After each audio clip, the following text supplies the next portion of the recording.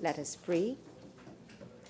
Almighty God, we willingly acknowledge you as a supreme being, most gracious and most merciful.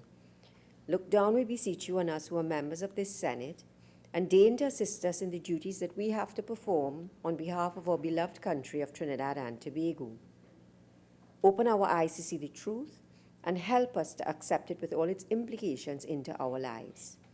Direct us, O Lord, in our deliberations, so that setting aside private interests, unwholesome prejudices, and personal affections, we may treat all matters set before us with honesty, courage, and conviction.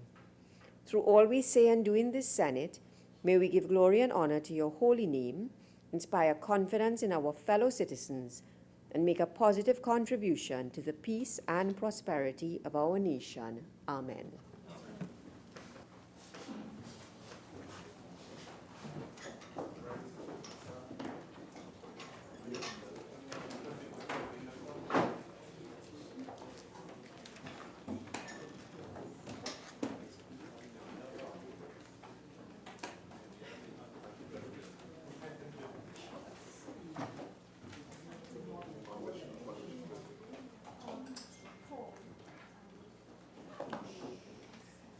Announcements by the President. Honorable Senators, I have received the following correspondence from Her Excellency the President, Paula Mae Weeks, ORTT. The declaration of a vacant seat. The Constitution of the Republic of Trinidad and Tobago by Her Excellency Paula Mae Weeks, ORTT, President of the Republic of Trinidad and Tobago and Commander-in-Chief of the Armed Forces, to Mr. Ashwani Mahabir. Whereas by the provisions of Section 43(2)(e) of the Constitution of the Republic of Trinidad and Tobago, the President, in exercise of the power vested in her, and acting in accordance with the advice of the Leader of the Opposition, is empowered to declare the seat of a senator to be vacant.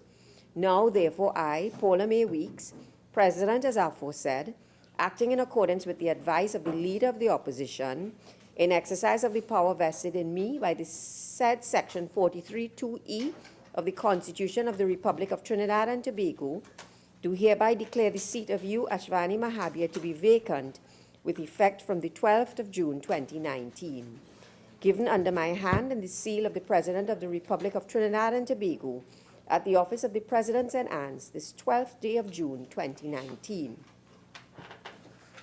I have also received the revocation of the appointment to Ms.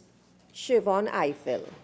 Whereas by instrument dated the 10th of June 2019, I appointed you as a temporary senator with effect from the 11th of June 2019 and continuing during the absence from Trinidad and Tobago of Senator Dr. Maria Dillon Remy. In exercise of the power vested in me by Section 44 of the Constitution of the Republic of Trinidad and Tobago, I, Paula Mae Weeks, President as aforesaid, do hereby revoke with immediate effect your appointment to act as a temporary senator. Given under my hand and the seal of the President of the Republic of Trinidad and Tobago at the office of the President St. Anne's this 12th day of June 2019. Appointment of a senator. To Mr. Sean Sobers. In exercise of the power vested in me by Section 42(b) of the Constitution of the Republic of Trinidad and Tobago, I, Paula Mae Weeks, President as aforesaid, do hereby appoint you, Mr. Sean Sobers, a senator with effect from the 12th of June 2019. Given under my hand and the seal of the President of the Republic of Trinidad and Tobago at the office of the President St. Anne's this 12th day of June 2019. To Ms. Zola L. Phillips. Whereas Senator Dr. Maria Dillon Remy is incapable of performing her duties as a senator by reason of her absence from Trinidad and Tobago, now therefore I, Paula Mae Weeks, President as aforesaid, in exercise of the power vested in me by Section 44(1)(a) and Section 44(4)(c) of the Constitution of the Republic of Trinidad and Tobago, do hereby appoint you, Ms. Zola L. Phillips, to be a member of the Senate temporarily with effect from the 12th of June 2019 and continuing during the absence from Trinidad and Tobago of the said Senator Dr. Maria Dillon Remy. given under my hand and the seal of the President of the Republic of Trinidad and Tobago at the office of the President St. Anne's this 12th day of June 2019. Honorable Senators, senators are required to take the oath.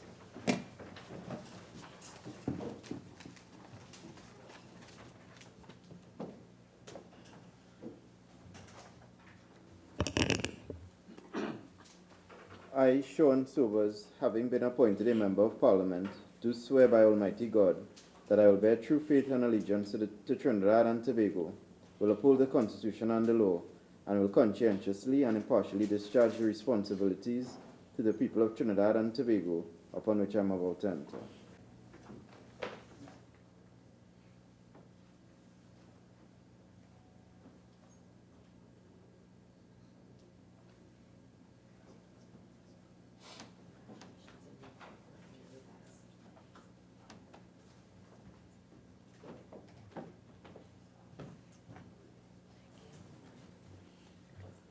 I, Zola Phillips, having been appointed a Member of Parliament, do swear by Almighty God that I will bear true faith and allegiance to Trinidad and Tobago, will uphold the Constitution and the law, and will conscientiously and impartially discharge the responsibilities to the people of Trinidad and Tobago upon which I am about to enter.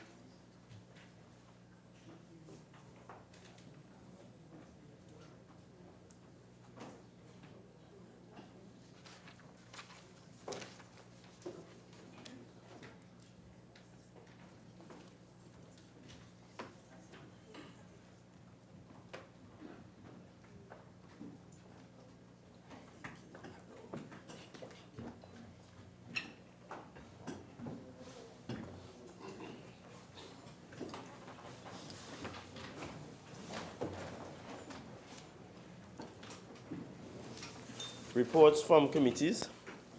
Senator Richards. Thank you, Madam President. Good afternoon, everyone. Madam President, I have the honor to present the following report as listed on the order paper in my name.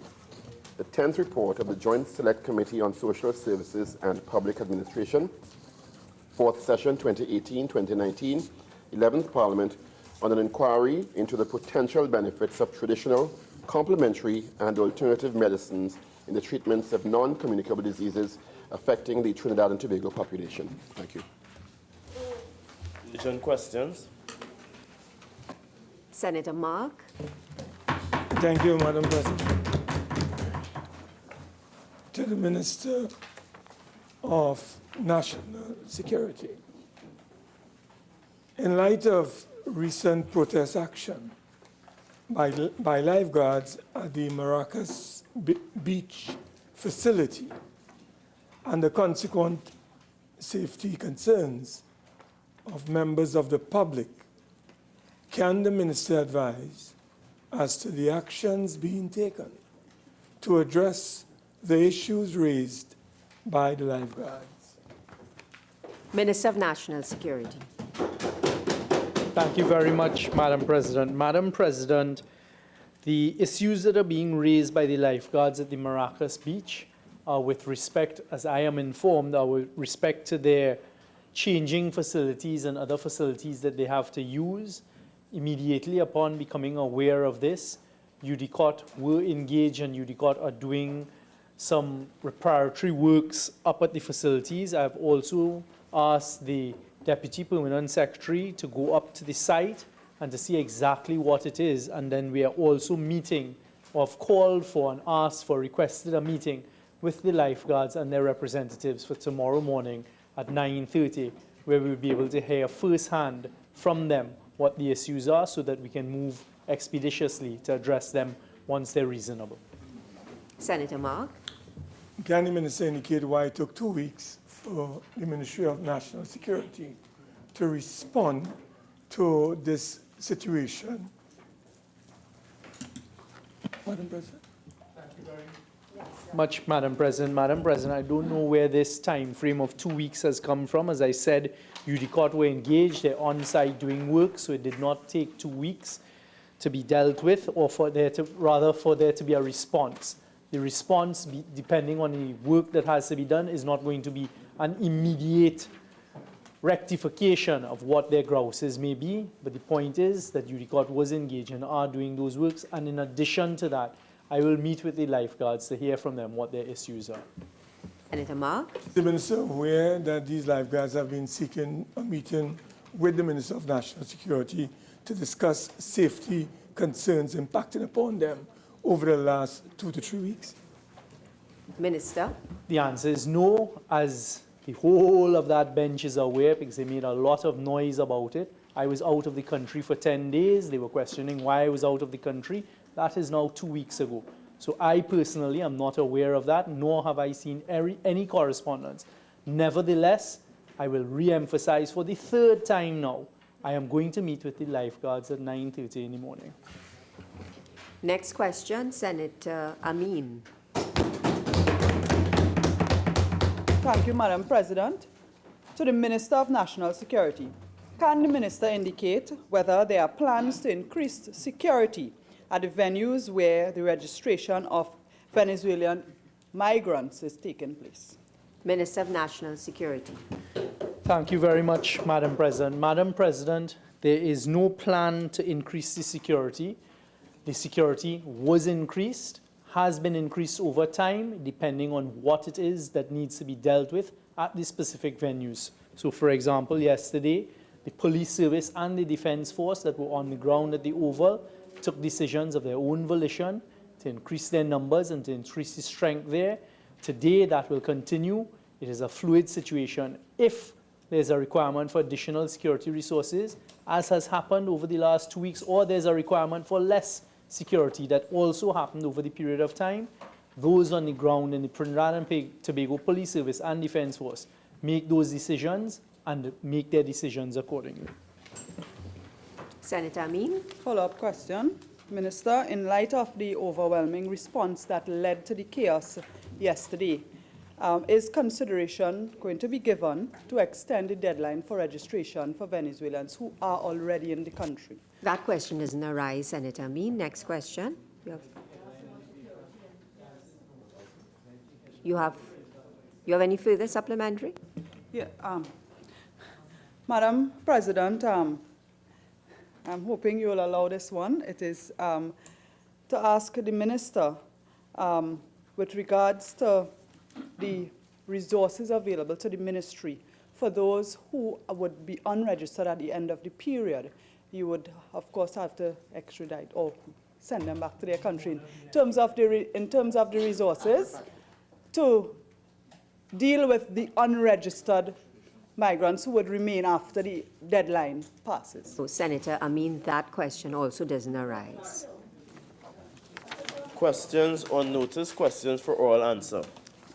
Leader of Government Business. Thank you very much, Madam President. Madam President, the government is pleased to announce that it would be answering questions 161, 179, 262, and 263. We ask for deferral of question number 162 for 2 weeks.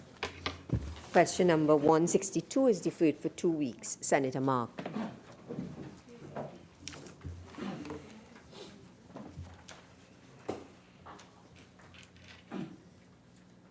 Question number 161 to the Minister of Education. Leader of Government Business. Thank you very much, Madam President.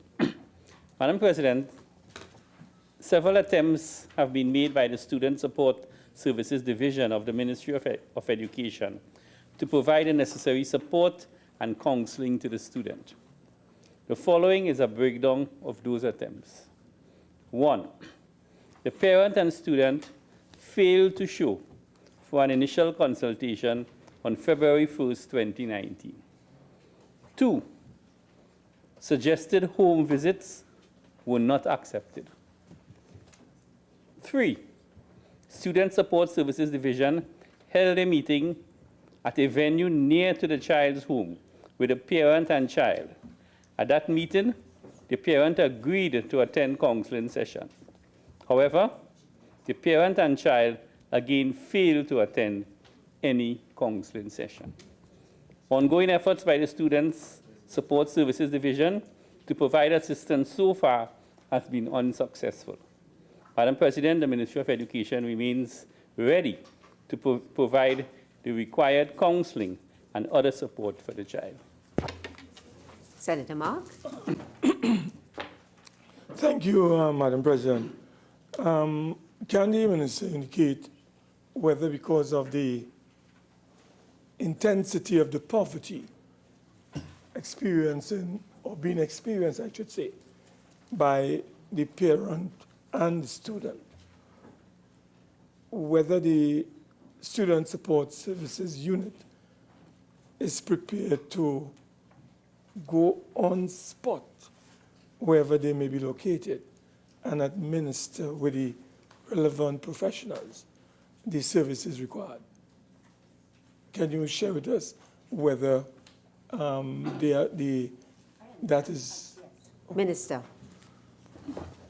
Madam President, from the response I have given here, which was prepared by the Ministry of Education, all efforts are being made by the Student Support Services to engage the parent and the child. For reasons unknown to us, they are rejecting the overtures. Further investigation obviously is involved because there may be other issues that doesn't fall under the ambit of the Student Support Services. Senator Mark. Madam President, in light of the fact that corporal punishment has been abolished in Trinidad and Tobago several years ago, can the Minister indicate whether the teacher who it is alleged administered these lashes or blows to the student, the 10-year-old student, whether an investigation has been launched by the Ministry of Education into this matter? Minister. Thank you very much, Madam President. Madam President, it is reported to me through the Ministry of Education that an investigation was launched by the Ministry of Education. That report was submitted to the Teaching Service Commission, and it is our understanding that a cease to report to duty has been issued to the teacher pending further action. Senator Mark. Can I also ask, Madam President, whether the police protection unit with responsibility for caring children, whether a report was formally launched to that particular unit on this particular incident? Can the Minister share with this House whether he's aware of such a report being lodged with the Child Protection Unit of the Police Service? Minister. Madam President, I regret to say that I don't have the answer to that question at this point in time. The Minister give an undertaking that that particular answer would be made available in writing, maybe at the next sitting of this Honorable Senate? I can so do, Madam President, but not at the next sitting, probably within a week or so. Next question, Senator Mark. Yes, thank you very much, Madam President. Yeah. Madam President, question number 179 to the Minister of Works and Transport. Minister of Works and Transport. Thank you, Madam President. Madam President, the PTSC has conducted its investigations into the larceny of its bus on November 19, 2018 from the Chaguanas Depot. The investigation have revealed that a third party is responsible for the breach resulting in the larceny. The PTSC is not liable for any third party claim arising out of the breach. However, PTSC's legal team and its insurance brokers are working to resolve this serious matter. The PTSC continues to follow up on the matter and is committed to finding an amicable resolution, with a view to ensure that the victim is compensated for her injuries and losses. Thank you. Senator Mark. Can the Honourable Minister indicate or share with the Senate what specific steps have been taken or are being taken to have this matter resolved so that the individual affected can be properly and speedily compensated? Can the Minister share with us what steps are being taken? Well, I think the Minister has set that out in his response. May I ask a Yes. further question, Madam President? Can I ask the Minister, based on the investigation conducted by the PTSC, whether the security services engaged by the PTSC was in any way liable for the actual relief of that bus from its location at the material time in question? Minister. Madam Speaker, I did indicate that it's a third-party claim, and our legal team and the insurance brokers are working on a solution to the matter. This has been the theft of a bus, and this is a matter that is before the security services, the police, and it's also an insurance matter. So all the process that has to take place and anybody that has to be accountable will be held accountable in this matter. I don't know if that answers the question. Senator Hussain. Thank you very much, Madam President. Supplemental question to the Minister. Minister, without prejudice to any court action being filed or an advice being received by the Ministry, is the Ministry at liberty to pay any interim compensation or give to this mother any sort of payment on an interim basis based on the losses that she would have suffered without prejudice to any legal advice? Minister. Madam President, again, I wouldn't want to prejudice this matter. However, I just want to reiterate that the incident is with a third party, and I cannot answer that question without getting the legal advice without prejudicing the case. Thank you.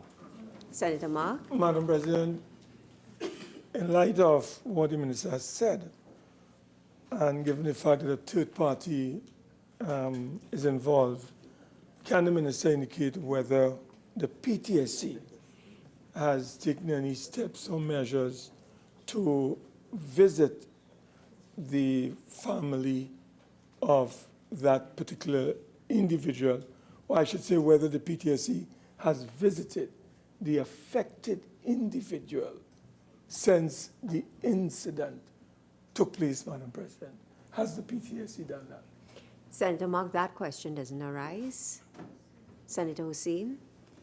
In light of the Minister's answer with respect to the awaiting legal advice, can the Minister indicate what time frame in which he would receive this advice, having regard to the expediency of this matter? Minister. If I said awaiting legal advice, I said the legal team is working with the insurance brokers to reach the. No, I need legal advice to answer your question. All right? It's a question that is without prejudice, and again, I cannot, make statements in this House that could prejudice the case. All right? So the thing about, we take this matter very seriously, and it's a delicate situation. My information is that the PTSC team is monitoring the situation, is in touch with all the parties involved, and PTSC would do all in its power to ensure that the victims of this accident are compensated in the best way. Thank you. Senator Amin. Yes, Follow-up? sure. Minister, would you be willing to provide in writing the advice concerning this specific matter about interim compensation after getting guidance from your legal persons at the Ministry? Minister. Madam President, I don't know where this subject of interim payment by the PTSC came about. This is a matter where a third party have stolen a bus from the PTSC, and PTSC cannot set a precedent at this point in time to compensate people for actions by third party, because where will that stop? That's a matter for court. And this is a matter that will be before the court if the situation is not settled. So this question of compensation, I mean, I will not want to introduce this into my conversation at this point in time. Thank you. Next question, Senator Obika. Thank you, Madam President. Question number 262 to the Minister of Foreign and CARICOM Affairs. Minister of Foreign and CARICOM Affairs. Madam President, at the outset, on behalf of the government of the Republic of Trinidad and Tobago, I would like to extend my deepest condolences to those who were affected by the damage caused by the cyclone Idai in southern Africa. It is indeed a tragedy that has left many people facing challenging situations. Trinidad and Tobago is well known in the Caribbean region and beyond as being generous within its means in lending assistance in deserving cases. Madam Speaker, Trinidad and Tobago stands ready to do its part and join with the international community in rendering assistance with relief efforts to those affected countries where such assistance is requested and where there are appeals under multilateral frameworks. Thank you, Madam President. Thanks. Senator Obika. Thank you, Madam President. Can the Honourable Minister indicate whether there are any Trinidad and Tobago nationals who were caught or who were affected by Cyclone Idai in Malawi, Mozambique, Zimbabwe? Minister. Madam President, we have no such information. Thank you very much. Senator Obika. Thanks, Madam President. Can the Honourable Minister indicate whether or not there is any Trinidad and Tobago based companies headquartered in Trinidad and Tobago that are affected by the cyclone in the reference countries? Minister.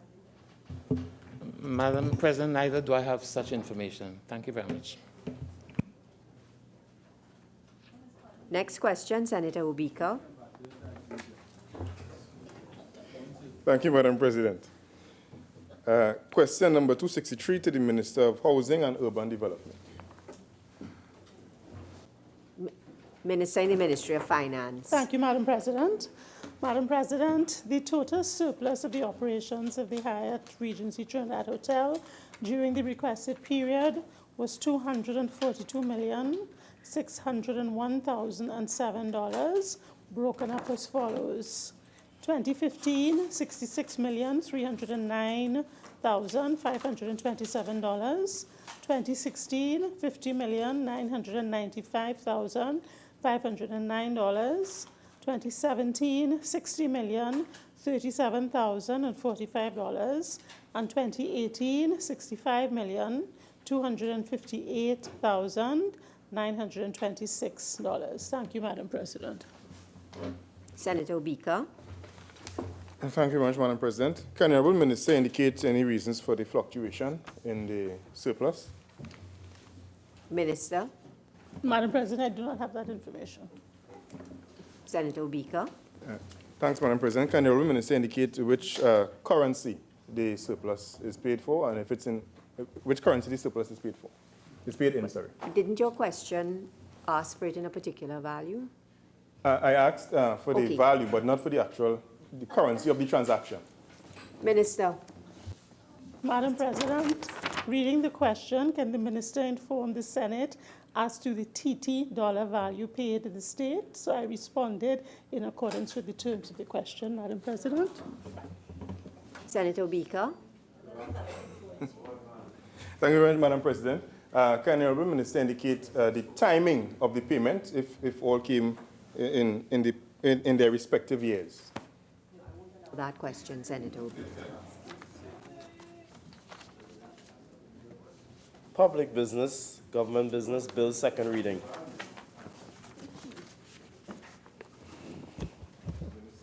Honourable members, the debate on the second reading of the following bill, which was in progress when the Senate adjourned on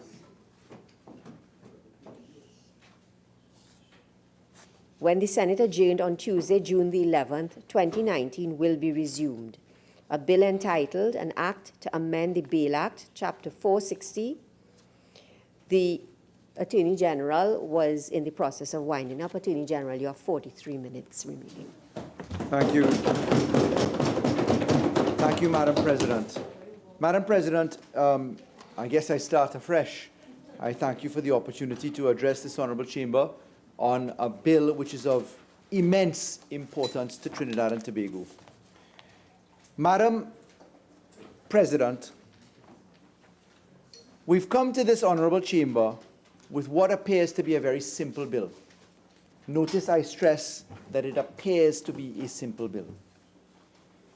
In piloting this bill and in having the speakers exchange in their commentary, we have recognized that we have before us a law which affects all of Trinidad and Tobago. It's true that the law is targeting persons who find themselves before the court and who wish to have exercise of their constitutionally recognized right to bail in certain circumstances, but it affects victims who are not before the court, as this is the case of persons not being charged but who are affected by crime, and very much so it affects all of Trinidad and Tobago in the confidence of Trinidad and Tobago. Because the fact is that we are wrestling with Trinidad and Tobago effectively, figuratively, and mentally being shackled by crime. This is not something that is new in our society. We have a choice. Let all the accused people out, forget the concept of bail, or just incarcerate the rest of Trinidad and Tobago as they are currently incarcerated. Let's put people behind burglar proofing, behind cars with armor-piercing, shielding protection. Let's put them in free blast zones. Let's have gated communities. Let's gate up and gate up and gate up and gate up some more. Let's then go, as Senator Vera told us in being away recently, how refreshing it was to be in another jurisdiction where you can walk down the street, where you have a police force as large as Trinidad and Tobago policing 20 million people. And you note in other countries, no burglar proofing, no walls, no fencing, no guard dogs, no newspapers carrying stories of murder, mayhem, panic, and shooting on a daily basis. I'm a child of two countries. My father is Iraqi, my mother is Trinidadian. I can tell you, as I grew up and experienced life in Iraq as well, there are no burglar proofs. There was no positioning. A society of 32 million people at one point under the Iran-Iraq war conditions where bombs fell. As I have been in cars where Tomahawk missiles are flying overhead, Iraq seemed by far more safe than Trinidad and Tobago at times. And I'm telling you from a personal experience, Madam Speaker, my friends can laugh, but I've lived a different experience. The one trail of that example we have here is someone by similar name. In Arabic, the word sadda means to hit. Saddam is the one who hits, meaning the one who opposes. And when I listen to the Arabic meaning of Saddam, which means to oppose, I wonder if the opposition bench is all Saddam, in the meaning that it has in Arabic, just to oppose. And I will come up with that in just a little while, Madam Speaker. So let me put this quite simply, because I'm talking to Trinidad and Tobago through you, Madam President. The UNC has said plainly and clearly they will not support the law. Senator Marks stood up last night in high decibel volume to make that a clarion call on behalf of the UNC. So, Madam Speaker, Madam President, the question for us is, in considering bail, what do? Do we give Trinidad and Tobago a different version of chance? So I said that I was going to focus a bit on the Constitution, and let's go to the Constitution. Section 5F2, Roman 3 says, the right to reasonable bail is to be factored, without prejudice to subsection 1, but subject to this chapter and to section 54. Section 54 and this chapter is where you deal with how you abrogate rights with constitutional majorities. 3/5, 2/3, 3/4 majority.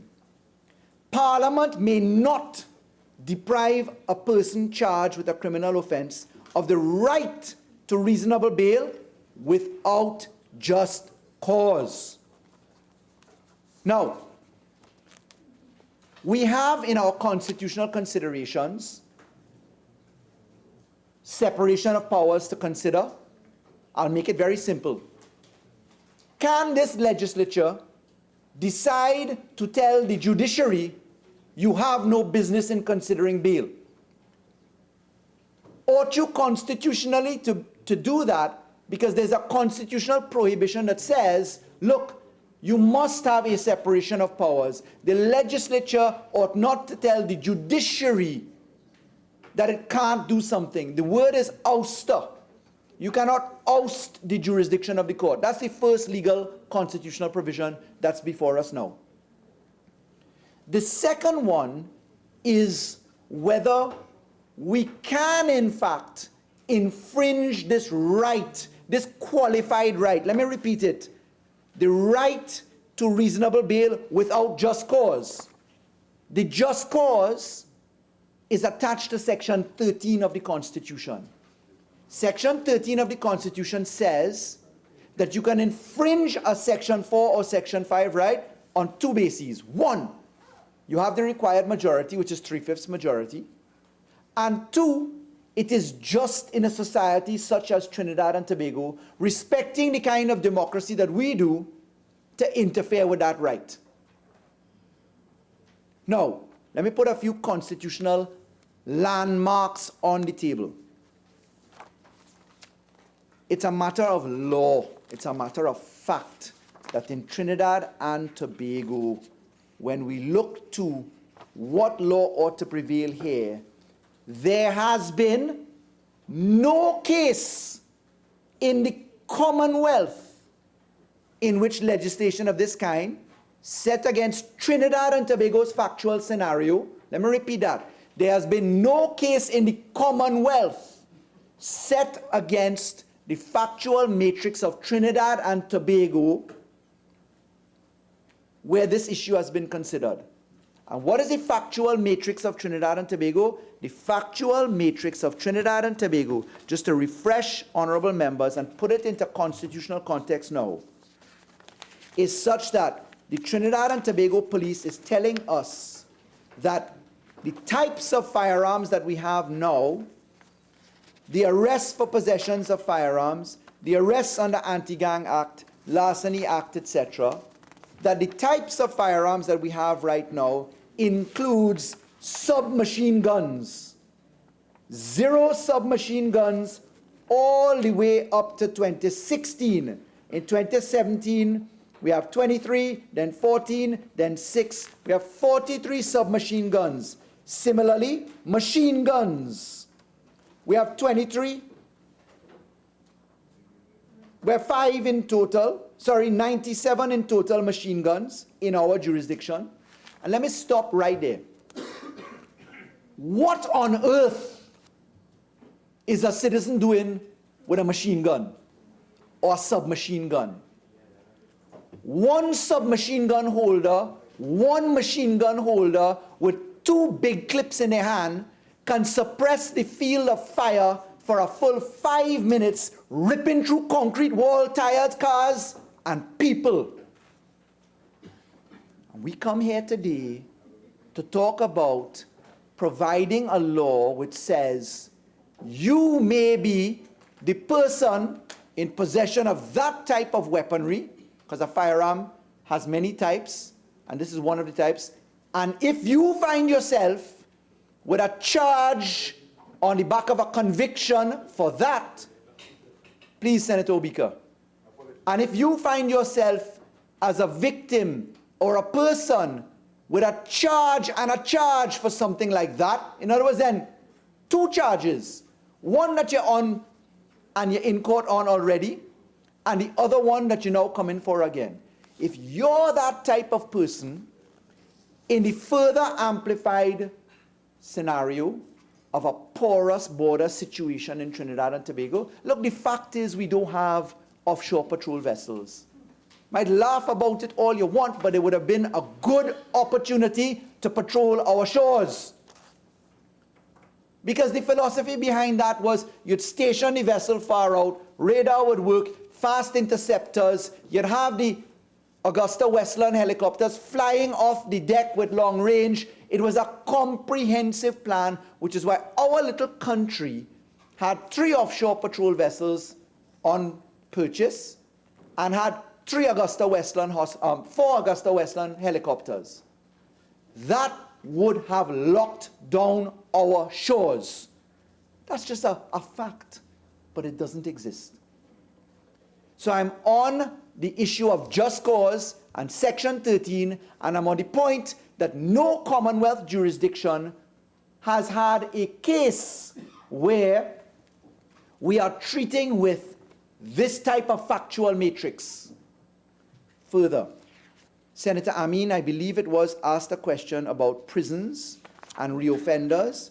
So I took the opportunity to pull that information. I think Senator Hussain also asked about the number of persons in prisons. I can say that now, as at May 16th, 2019, 3,964 inmates. Of that, 1,670 were convicted, 2,294 remanded. And what we did is we went further to break it down to persons incarcerated for firearms, gang activity, larceny, sexual offenses against children, sexual offenses against adults, offenses against the person, dangerous drugs, anti-terrorism, human trafficking, kidnapping, integrity, and forgery. And I'm going to pass this out. Why? These are included in the schedule of offenses we're asking about now. And what I can tell you, with respect to firearms, armed robbery, 212 people, both remanded and convicted. Discharge firearm 1, possession of firearm 94, possession of firearm 258, shooting with intent 24, gang activity, belonging to a gang 6, member of a gang 2, gang leaders 2, etc. What was the reoffending rate is also quite interesting. In the period 2009 to 2019, the years from 2009 to 2019, first-time offenders versus reoffenders, I'm going to give you the percentages of reoffenders. Listen to this. The percentages of reoffenders from 2009 to 2019, and follow these stats.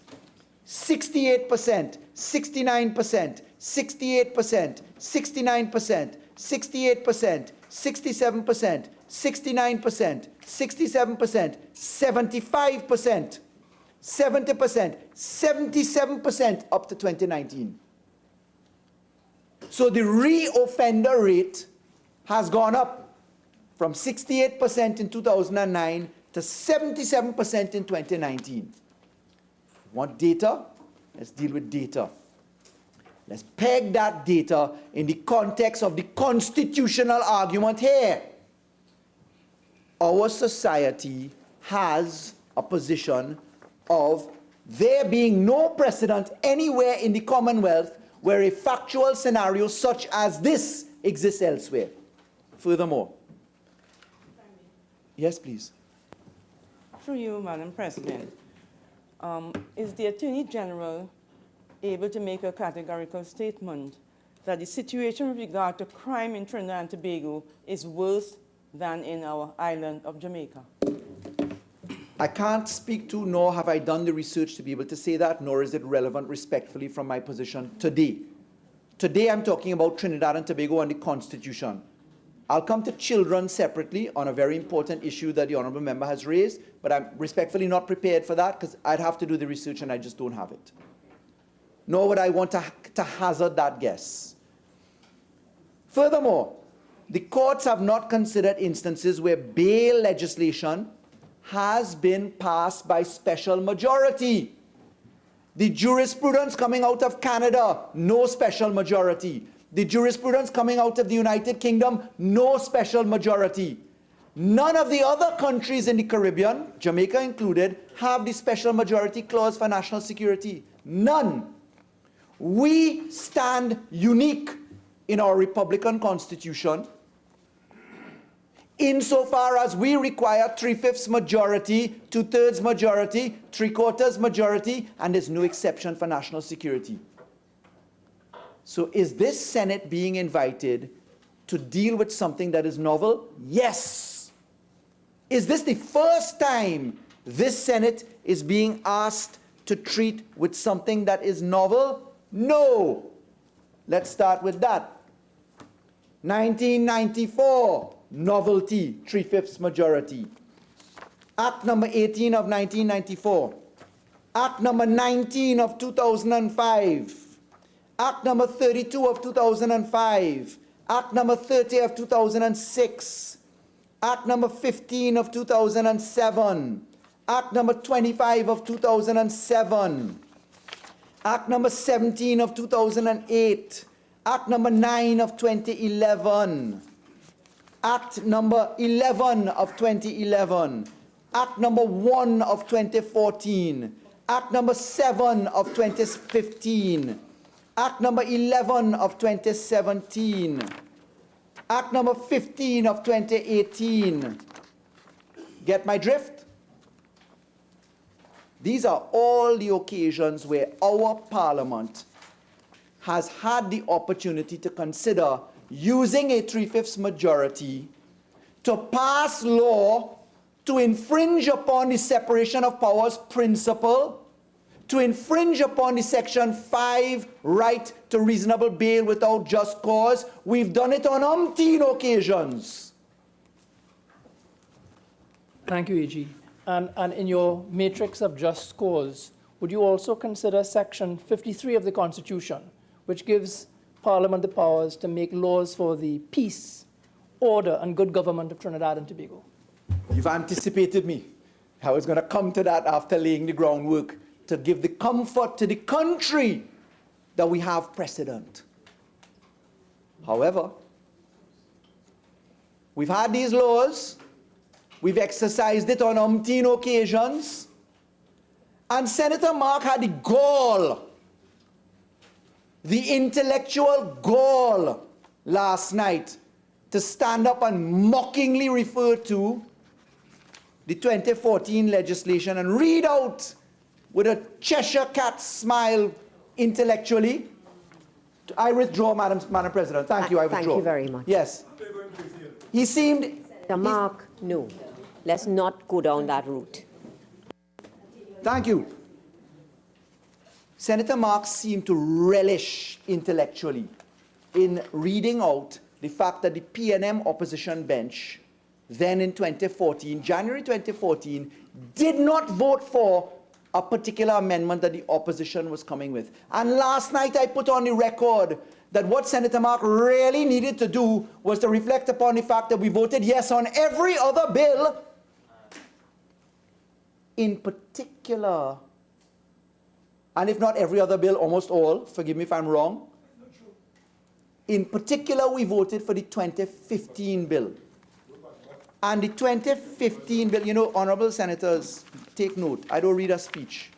This is from head and from memory, right? So understand what preparation is equal to.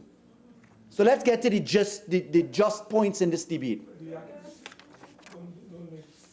Just be quiet now. Let's go to section, Act number 7 of 2015.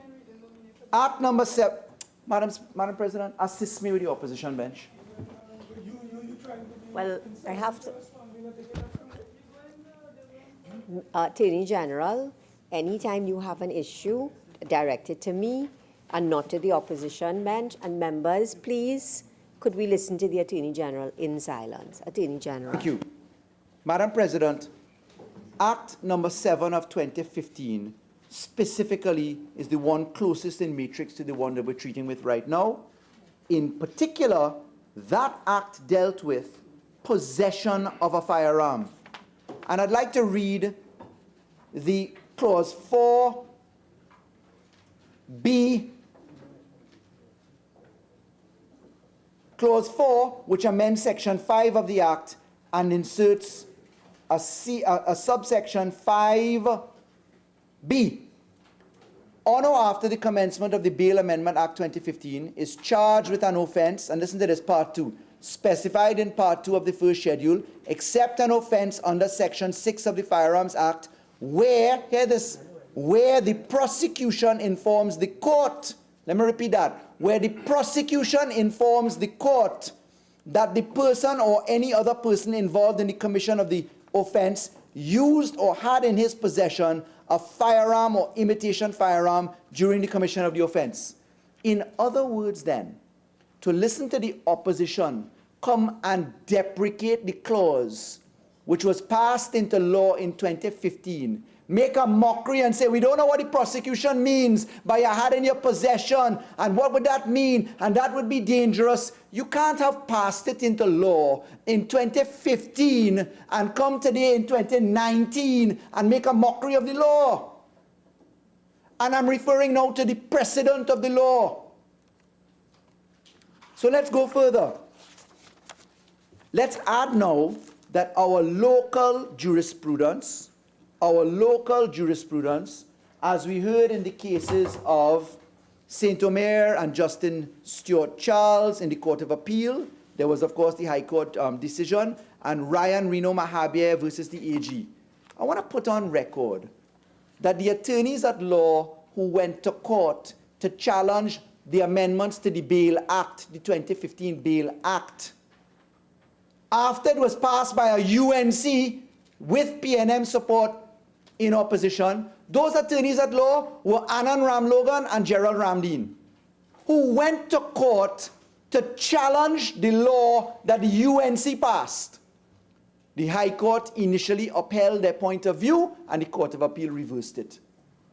So I'm trying to tell the members of the independent bench, because the opposition has stated their point of view already, and I'm asking through you, Madam President, to talk to the people of Trinidad and Tobago.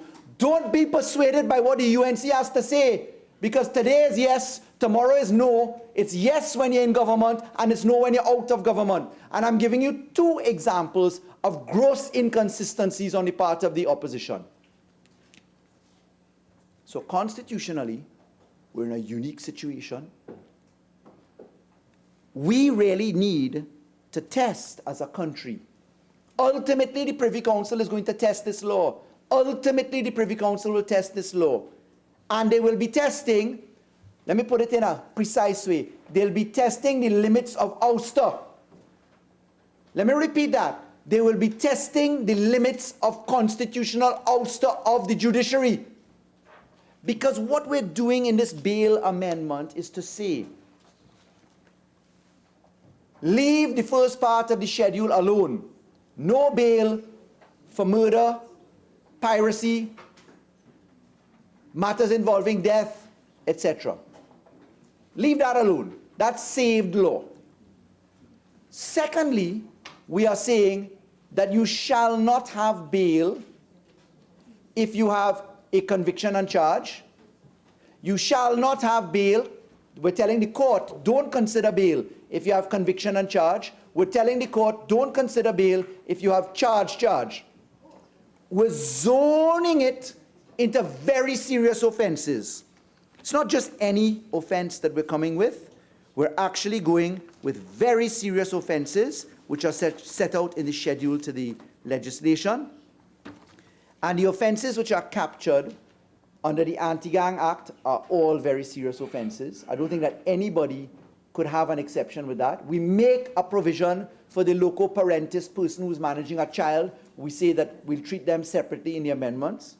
Under the Firearms Act, we're treating again with a host of serious matters: sexual offenses, victim is a child, offenses against the person, victim is a child, etc., and Offenses Against the Persons Act, Anti-Terrorism Act, Trafficking in Persons Act. And we'll circulate the offenses so that we are sure as to what we're putting in here. But when we look to this, Madam President, it's true that the ouster is being tested, but our ouster is not absolute. Our ouster is saying, look, You have found yourself before this court on something which must be abhorred. You are in possession of a firearm. Now let's deal with simple possession of a firearm, because Senator Heath made a very powerful point. Look, the simple possession of a firearm can include people who can be taken in a group of them. Similar to possession, simple possession for narcotics. The issue of mental intention in certain circumstances is debatable. But let me ask you this. I can tell you this as a representative of very marginalized areas in a marginal constituency. I can tell you this. Community members know where the guns are. Community members are often prevailed upon to hide the weapon, store it in a ceiling, put it under a floorboard, know where it is in a bush. Community members are often indoctrinated into the gang activity by saying, you're a good boy, hold a little something. When I call for the thing, when it's time to rain corn, meaning I'll shoot you with a gun that they're holding, I'll call you for it, and you deserve your respect. I'm talking real now. We know, and we uphold, as Senator Vera said, a powerful example of Singapore being a society to be respected. In Singapore, if you choose chewing gum and you spit it on the road, you could find yourself in for a public flogging where a president of the United States has to intervene, as happened in the case of Michael Fay. Some of you may be too young, some of you may remember the young man from the United States of America who spat on the sidewalk in Singapore and was going to receive a public flogging, and the president of the United States had to beg for him not to get to have a public flogging on national television. But in Trinidad and Tobago, we are wrestling with the situation of where do we draw the line on firearms, submachine guns, automatic rifles. We're being asked to apply a limitation on the judiciary's consideration for a period of time, 120 days. If your trial is not completed within 1 year, go back to the court and ask again. Reoffending rate at 77%. Now, it's true from a veil of justice point of view that we need to fix the system, better remand conditions, etc. And whilst that project is going on, and I could give you a whole update on what we have done and where we are nearly at some of significant reforms, the point is, what do? Wait for the perfect jail before we limit people committing the perfect crime? Is that what we are saying? Senator Hussain referring us to Madam Justice Gobin's excellent judgment where she defined remand conditions as a hellhole. But what do? Fix the hellhole and watch everybody else go to either heaven or hell? This is what we're really dealing with today, honorable senators. This is what is on trial today. The independent bench has a very important role to play today. The opposition has already said they're not going to support this law, no matter what. Senator Hussain was strident in saying, we tried that and it didn't work. Oh, really? When we look at the trying of the state of emergency as it happened, and 177 people were arrested for gang activity, all of whom received millions of dollars in state costs when they went for their claim, there was a consequence, you know. Crime fell temporarily. There was a redistribution. But you know what? That's the same event that the leader of the opposition stands up and tells the country, we reduce crime. The PNM has not. I hear the echo in this chamber. Yes, she did. She did. They tell you it was on the back of a state of emergency where you lock up a whole bunch of people. 7,000 people? None of that happened, because what we should do is to take the advice of the UNC. So the independent bench, in considering its position, And I must say there were some very powerful submissions coming from the independent bench. Today is where we tell Trinidad and Tobago, decide upon an issue. What is the issue?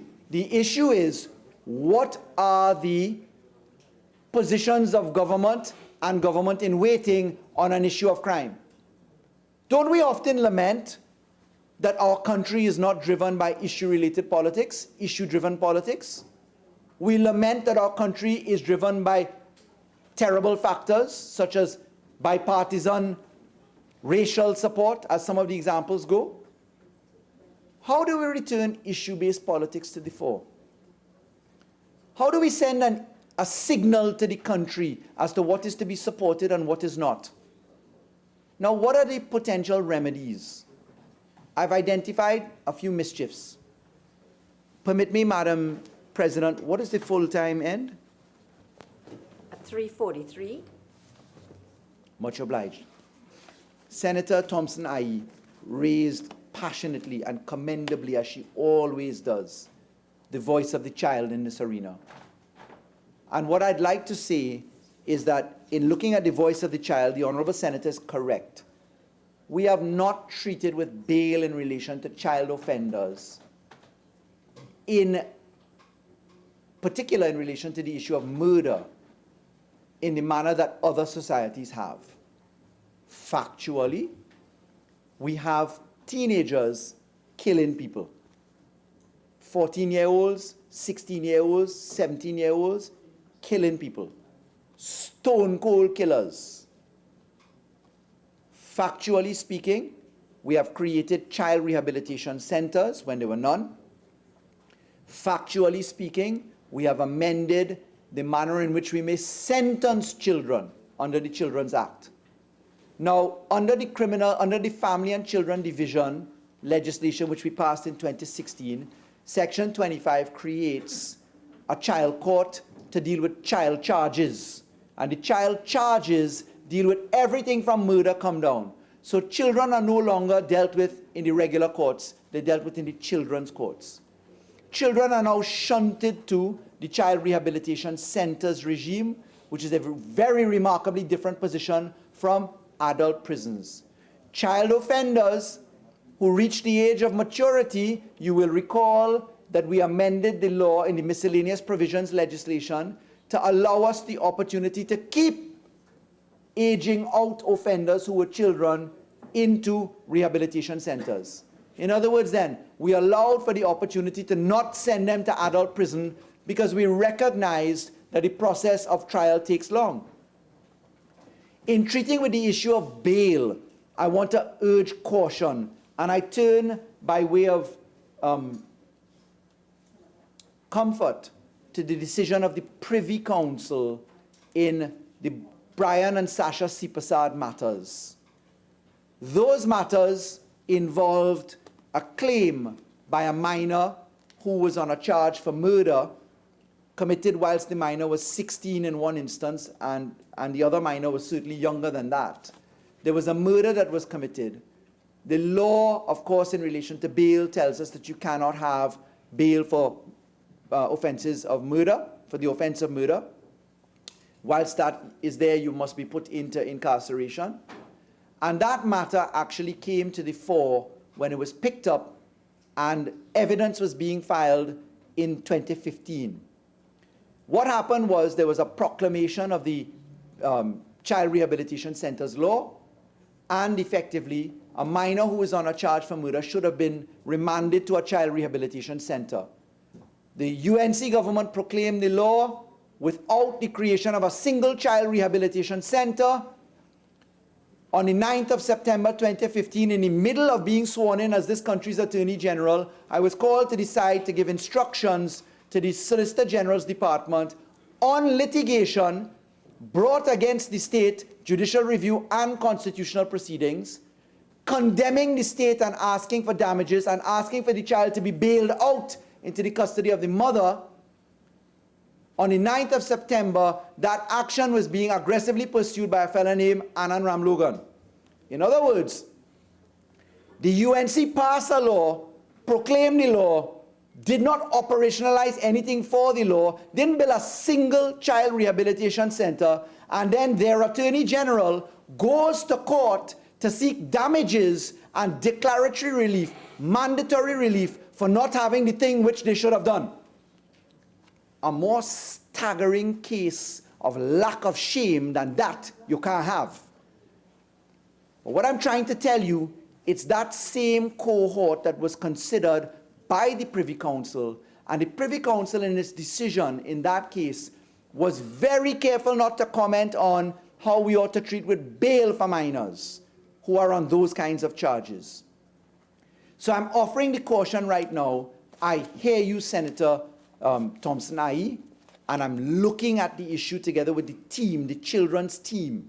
We have introduced child advocates. The Solicitor General's department functions there. We now have a child offenders division in the TTPS. We now have probation officers. We have a specialist children's court. We have anonymized records. We have the ability to have sentencing managed under the Children's Act in a very unique way. We have the child rehabilitation centers as they include homes and as they include centers. So we have a whole lot more than we had before. And we have to, as a policy decision, treat with this now because, and here's the point, we have to be careful about the argument of implied repeal. And if we touch the concept of the child in bail circumstances now, including a child for murder, I fear the constitutional argument that everybody who is an adult, who is a person in similar circumstance to an extent, meaning you're both on a charge for murder, whether you're an adult or a child, I fear the constitutional argument of implied repeal.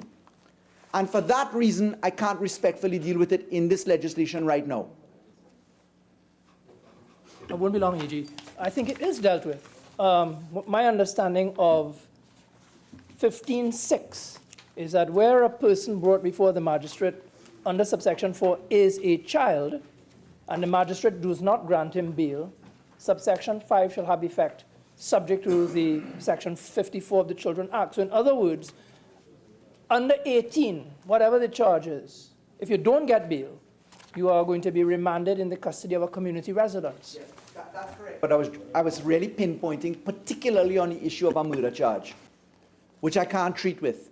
I'm very comfortable that the Children's Act as amended, section 54, sections 50, 51, 52, 53, 54, 60, 61. I'm quite comfortable with the amendments that we've made in the period 2016 go forward.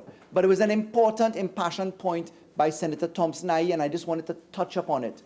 Senator Vera raised a brilliant suggestion. We're talking about one of the mischiefs before us right now is a policeman set you up. You weren't in possession Attorney General, you have 5 more minutes. Thank you. You weren't in possession twice of a firearm. They set you up 2 times. The first time when you get charged, or the second time and you got convicted, or you got charged again. Because that could happen. They may know you have an actual conviction, and you might get charged. Sending you down the road. And Senator Vera raised a wonderful suggestion. I want to thank him for publicly, the concept of an offense of framing. Senator Vera, if I may through you, Madam President, indicate we have laid, and I don't want to breach the rules of anticipation, we have laid a miscellaneous provisions law enforcement officers bill, where we propose heavy criminalization if you're messing with law enforcement, SRPs, police, prisons, customs, certain aspects of immigration. If you mess with police and those other categories, defense force, etc., you're going down hard. And we've balanced it by saying, you in those services, law enforcement officers, police, defense force, customs, etc., fire officers, all of you, if you tip off somebody, if you're guilty of a crime, you going down hard, to put it quite simply. We've started drafting the offense of framing, and we propose to insert it into that legislation, because it's a wonderful point. It takes us beyond damages for malicious prosecution. And Madam Speaker, oh gosh. Attorney General, Senator Markey is answering an issue that was raised by Senator Vera. I'm listening to what the Attorney General is saying. Attorney And I cautioned myself, saying I didn't want to offend, and I'm being careful. So it's a brilliant suggestion raised in this debate. We're in the context of drafting it. It allows us much more latitude than just malicious prosecution, which is limited in certain circumstances, albeit it'll be an offense. An offense is something which can be managed carefully. So, is it 341 or 343, Madam? 343. In the less than 3 minutes I have, let's wrap this up. We propose to consider in committee stage the recommendations of honorable senators. We've drafted something which we think can work. We've drafted a halfway house, which we will put into circulation. If we had the support of the opposition, we'd be good. But those days are gone. They're no longer in government, so the idea is not good, even though it was passed into law. Hard luck for Trinidad and Tobago, UNC in opposition. So, what we have now in our halfway house proposal is no bail. Court don't consider bail until you get up to 120 days.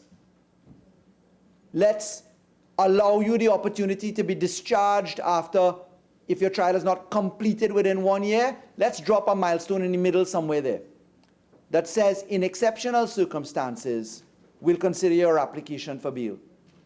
That would take care of Senator Choate's example of the very sick young man who was shot in the back and that had to go to hospital, etc.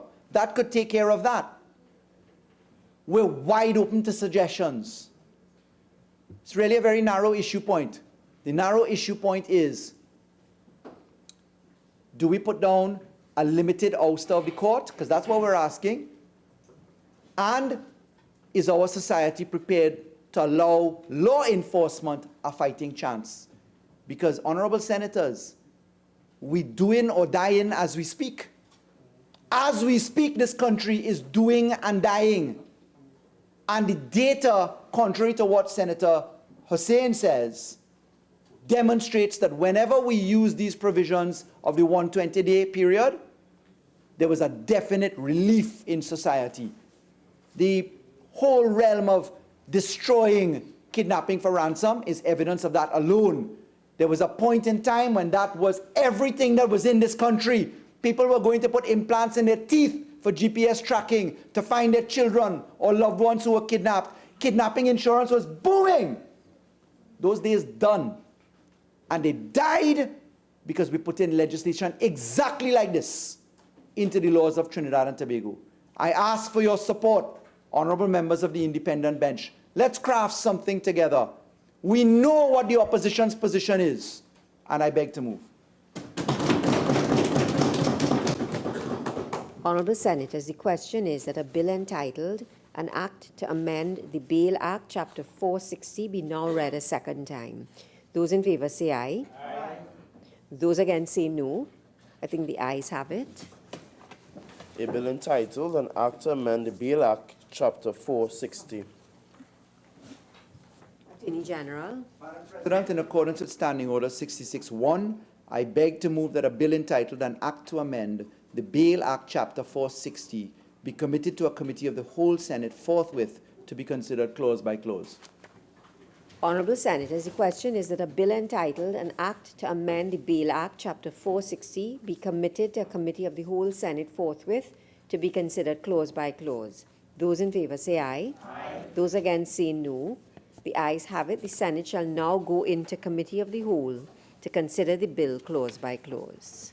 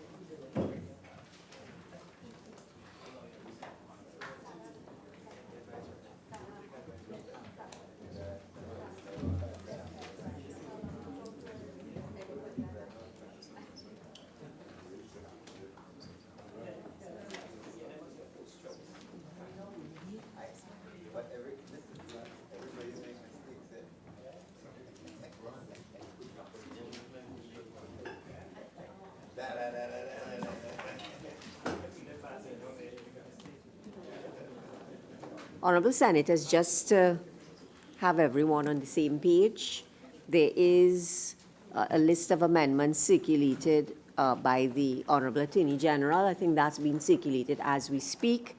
There are some supporting documents as well, that those documents have also been circulated or are being circulated as we speak. There is also a proposed amendment by Senator Vera.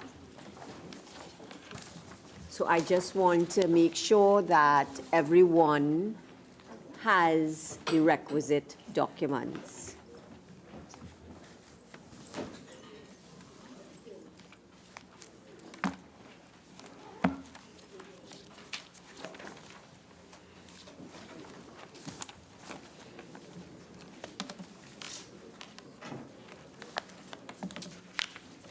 Attorney General, are you in a position to begin? Yes, Madam President, Madam Chair. Members, are we ready?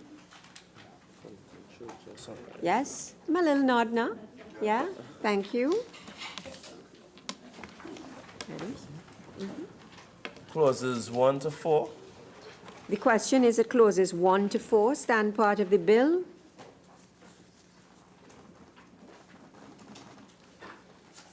The question is that clauses 1 to 4 now stand part of the bill. Those in favor say aye. Aye. Those against say no. The ayes have it. Clauses 1 to 4 now stand part of the bill. Clause 5. The question is that clause 5 stand part of the bill. There is an amendment circulated by Senator Vera.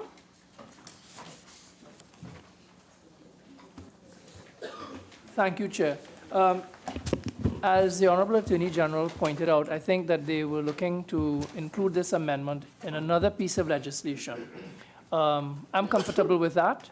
My only point, though, is that the way I crafted this amendment is not only for law enforcement who may be corrupt, but also for malicious persons who are private citizens as well. So that being aside, I will withdraw my amendment. Madam Chair, So- if I may. Just 1 second. So the amendment circulated by Senator Vera is withdrawn. Attorney General, there is an amendment circulated. Sorry, Madam Chair, I just you? wanted to say something before you had put the Sure. note of withdrawal. Well, yeah, okay. Is it Very okay? quickly, yes. Well, let's press on then. Okay. So let us now move on to the amendment, Attorney General, proposed by you.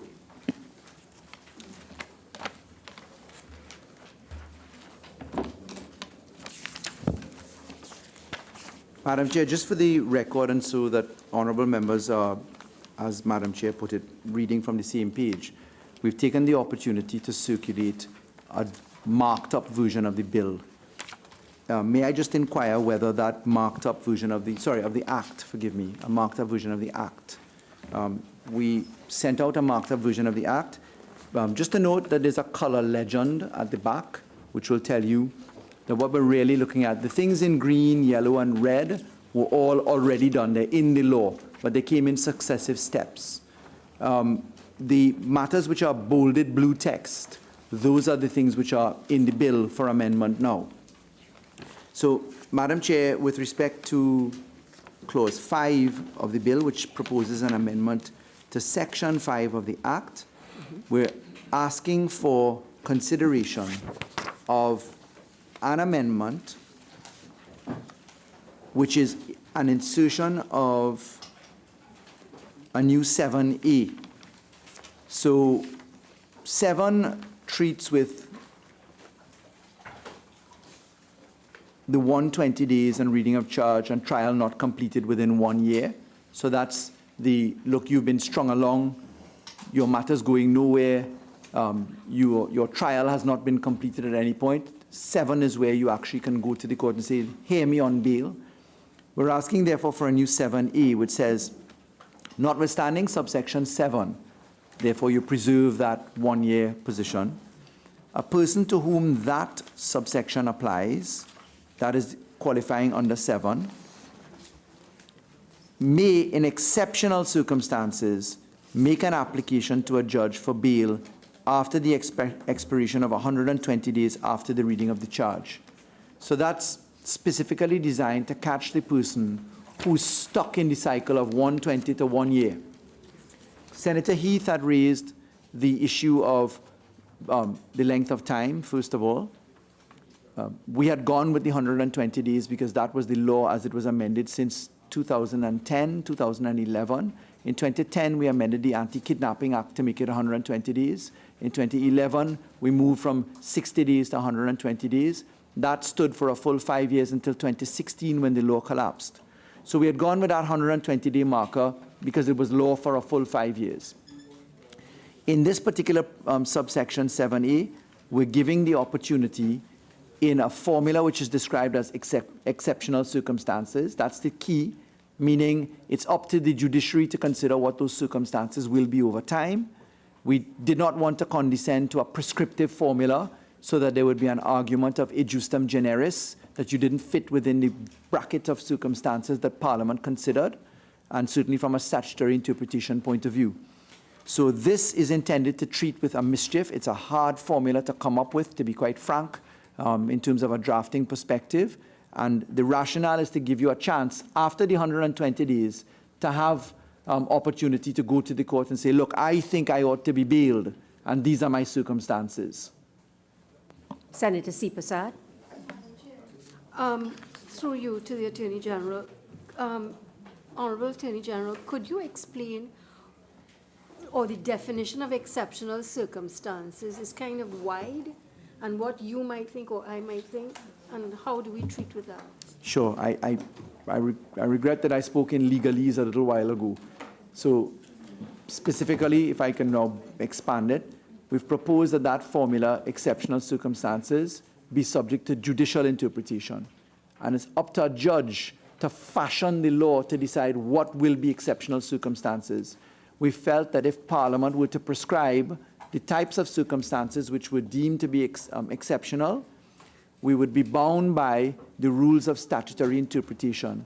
Statutory interpretation has a formula, it's a Latin phrase, e justum generis, which says that the words are to be interpreted because of how you start off with and then you go. So if I say all animals who are dogs and who are puppies, it confines me away from cats, fish, etc.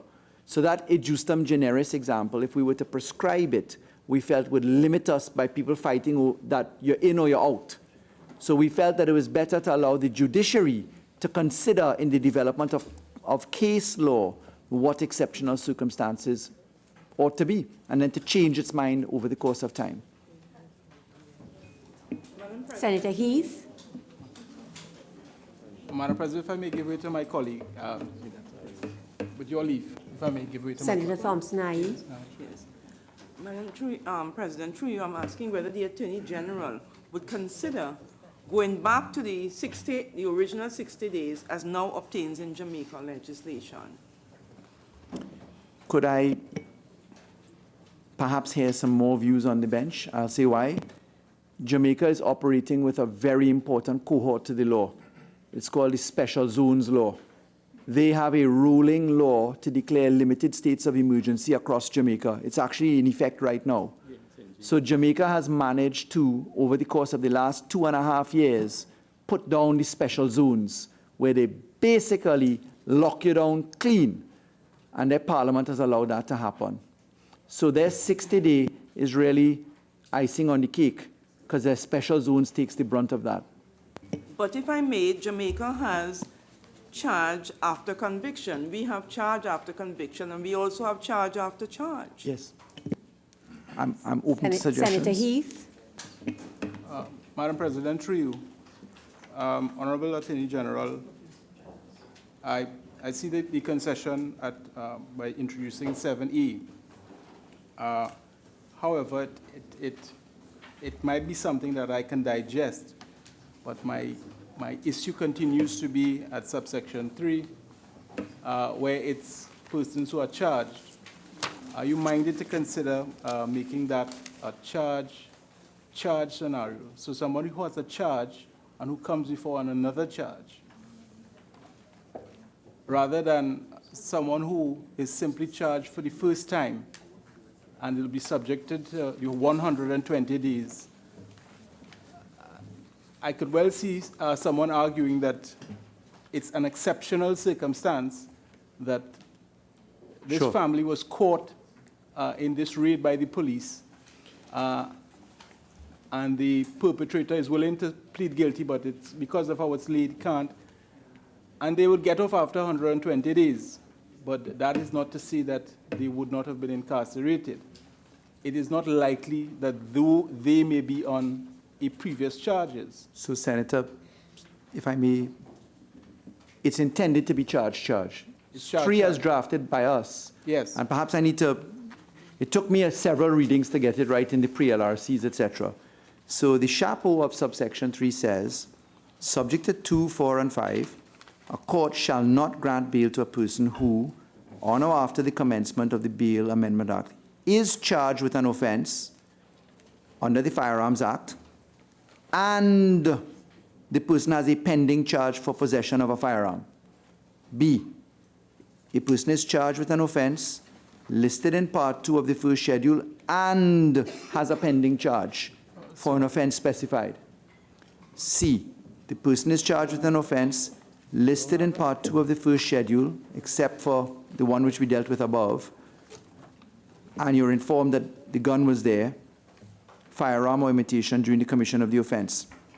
So you're charged with an offense listed in Part 2 of the schedule, except where the offense under 6 of the Firearms Act, where the prosecution informs the court that the person or any other person involved in the commission of the offense used or had in his possession. I think that, is this the one that's causing the concern? Yes, it's 3, but mine, well, how it reads, what I have here certainly does not speak to having a pending matter.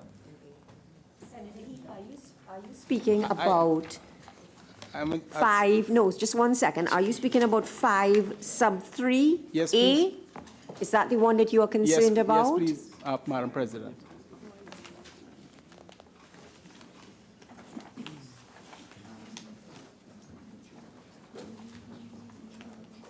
Just 1 second.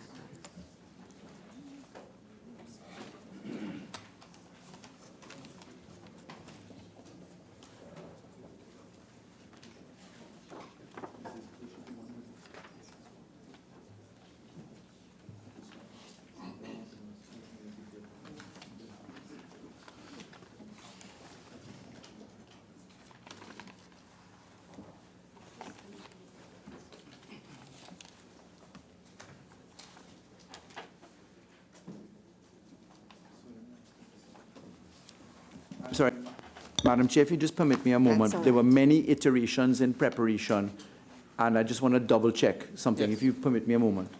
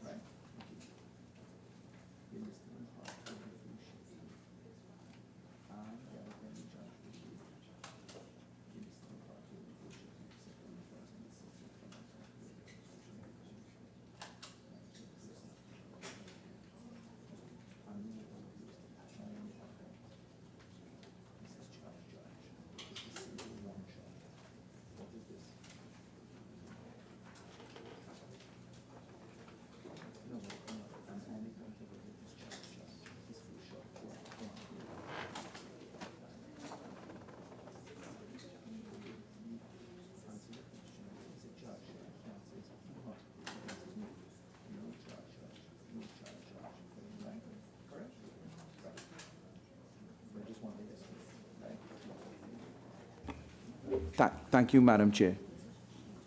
Senator Heath, may I, Madam Chair? Yes. Yes. Senator Heath, I have to confess that I was working with an earlier draft of my draft marked up bill. And the one that has been circulated now, which is the bill, I've now got you spot on. You are correct. What is provided here in 3A is, in fact, if you end up before a court with a gun, you're gone. No bail for you. And the CPC's department was just reminding me that this particular amendment was the agitation of the Commissioner of Police and approved by Cabinet, that the gun possession issues were so significant in our country that we had a problem with that happening. Because quite frankly, that's where, as Minister of National Security read out, 77% of our murders are with guns or higher, 90%, etc. So I now understand what you're saying. You're expressing a discomfort with the fact that a wider range of persons may be caught under simple charge and be incarcerated. That would be a fact, Honorable Attorney General. But because you've given these statistics about the reoffenders, which seems to be high, I'm simply suggesting that if you were to put a charge, it would seem that you would capture a lot of the persons who are repeat offenders. But what you would do at the same time, because I can say, and this is all premised on my personal experience, that the police carry down persons in droves when it is raids on houses or raids on establishments in which guns are found. These persons will find themselves before the court for perhaps, in many cases, for the very first time, and for 120 days at least, they're going to be incarcerated. That has a certain level of discomfort, whereby if it is not likely such a person would have a previous charge. I'm saying if it is that you are not so inclined to be a criminal or line with criminal elements, it's highly unlikely that lightning would strike twice. So that you won't have a pending charge and you won't be caught by this. And I still think you would be able to achieve significant mileage because of the stats you have provided, whereby persons seem to reoffend, even if you list it as in B, that if you are charged and you have a pending matter as per the Part 2 schedule, no bail. Senator Choate. Thank you very much, Honorable Attorney General. Through you, Madam Chairman, I have expressed my concerns about this legislation in some detail, but the 3A, which concerns Senator Heath, also concerns me, simply because it is not unusual for licensed firearms holders traveling abroad, for example, or borrowing a bag from a relative to find themselves at the airport with a bullet. And they are charged with possession of ammunition under the legislation, and the deeming provision kicks in for them. I've had instances, one lady was a retired school principal, one was a prominent businessman. These people as well will be caught by the draconian nature of this subsection. So I respectfully ask you to reconsider or consider possible redrafting so that persons such as those will not find themselves in such a situation. Madam Chair, I thank honourable senators for bringing balance.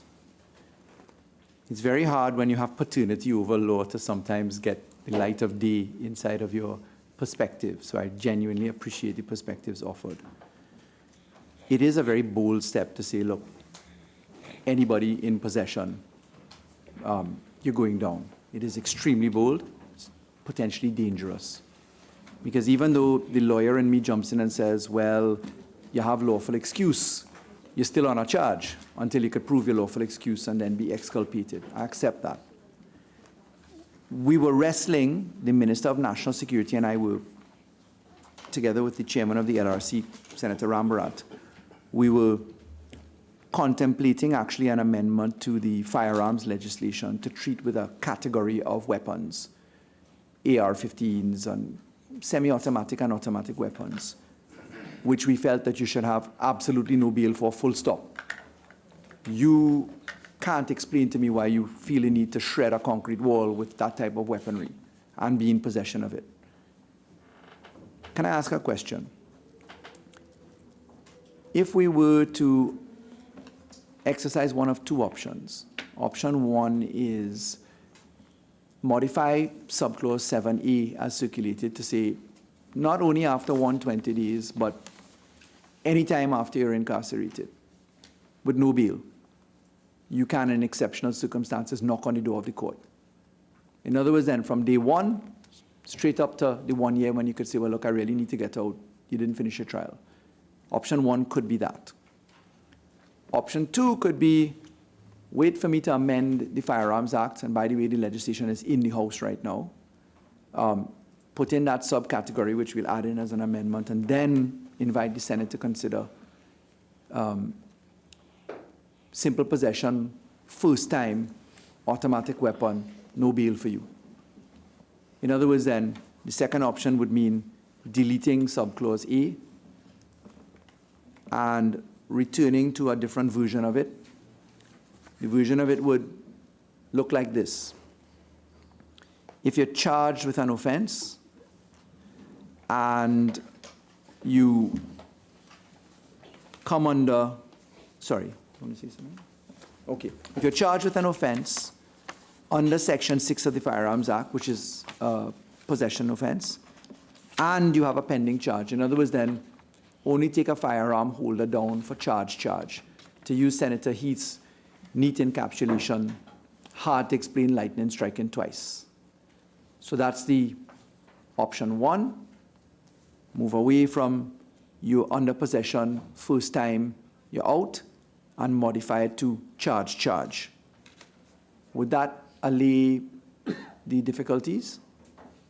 So 6A, we modify it to say if you're charged with an offense under Section 6 of the Firearms Act for possession of a firearm, ammunition, or prohibited weapon, as the case may be, and that person has a pending charge for possession of a firearm, ammunition, or prohibited weapon. In other words, then, go for the lightning striking twice. Slowly warm the water. Would that be agreeable? That would be something that I could digest, yes. Yeah? Yes, then it suggests that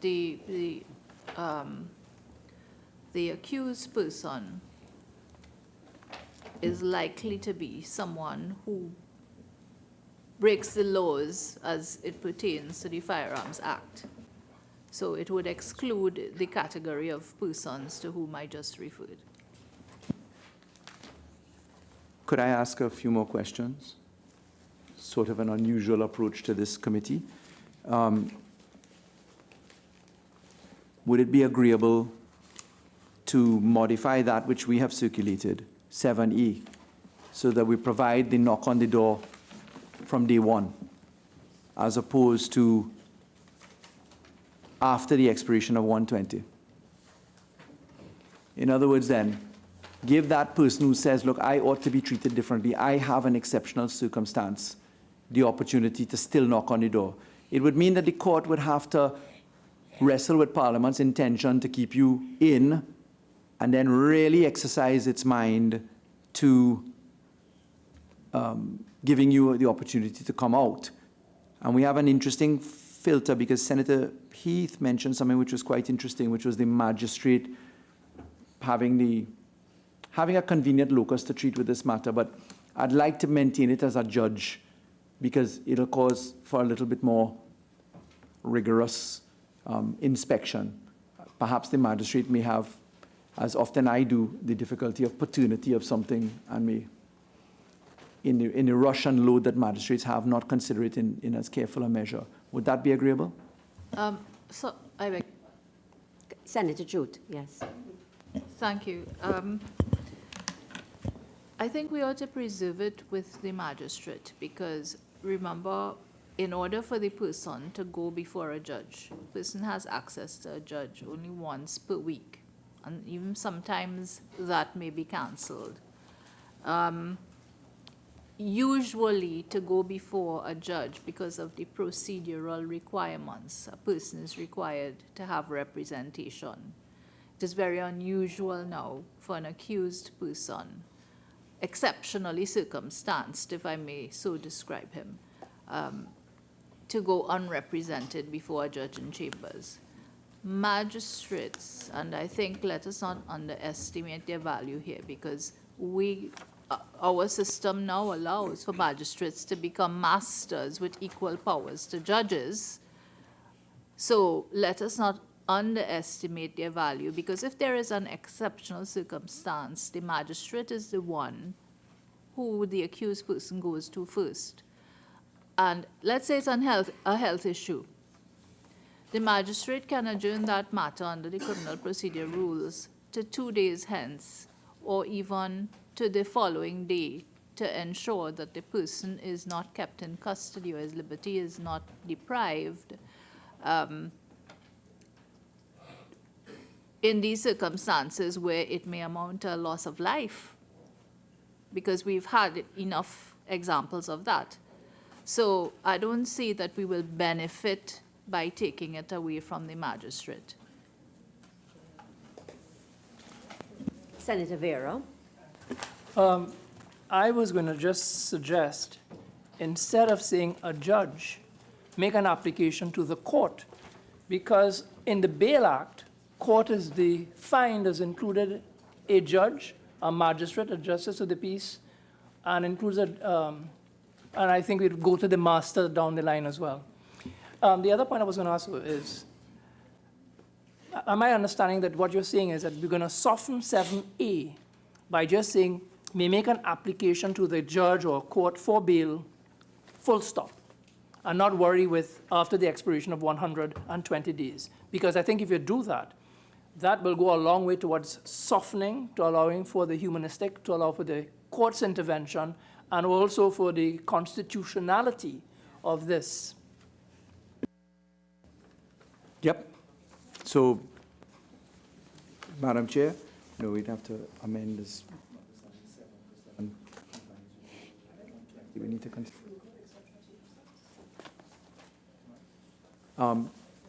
Madam Chair, yes, it would certainly take us in the direction of some of the Canadian jurisprudence, which is not on all fours with ours because they don't have the.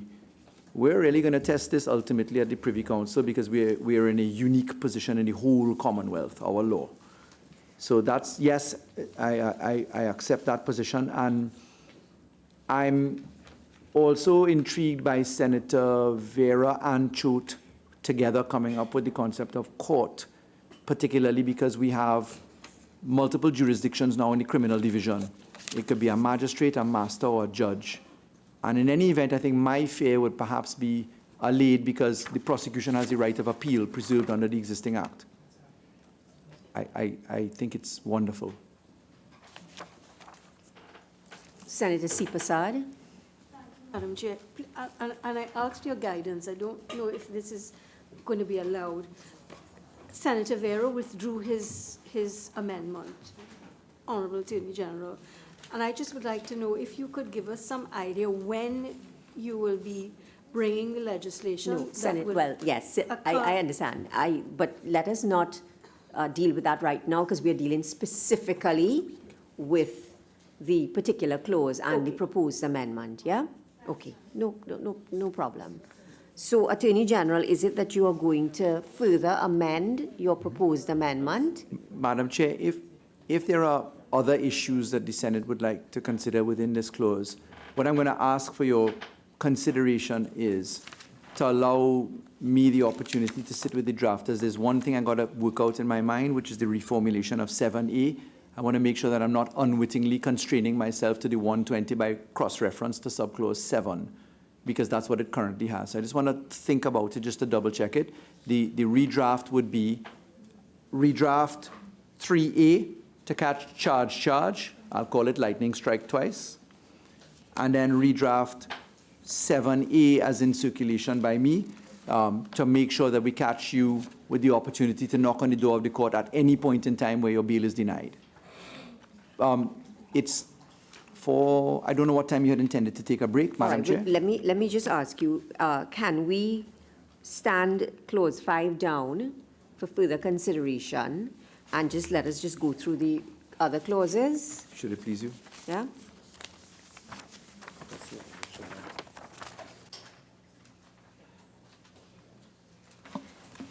So clause 5, the deliberations on clause 5 is, the deliberations are deferred. Clause 6. The question is that clause 6 stand part of the bill.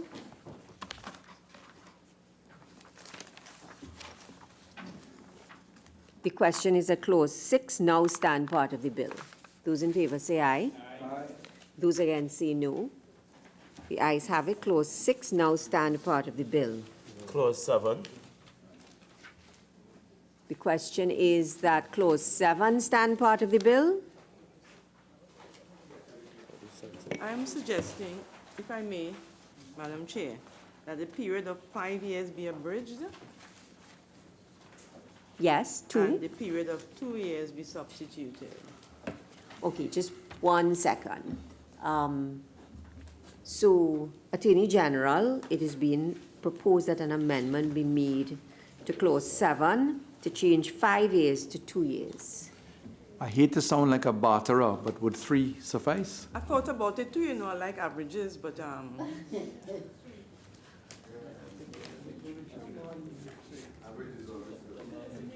Senator Thompson, IE, 3.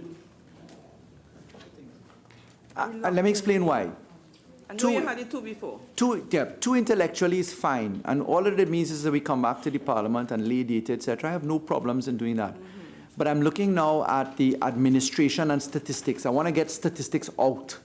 And the cycles may not lend the best statistics for proper reconsideration. That's the only reason why I'm suggesting 3. The gentleman that protests too much, yes, I'll go with 3. Senator Vera. Senator Dayal Singh and myself were going to suggest 3. We would be agreeable. So the question is that clause 7 be amended as follows to delete the word 5 and substitute the word 3. Those in favor say aye. Aye. Those against say no. The question therefore is that clause 7 as amended now stand part of the bill. Those in favor say aye. Aye. Those against say no. The ayes have it. Clause 7 as amended now stands part of the bill.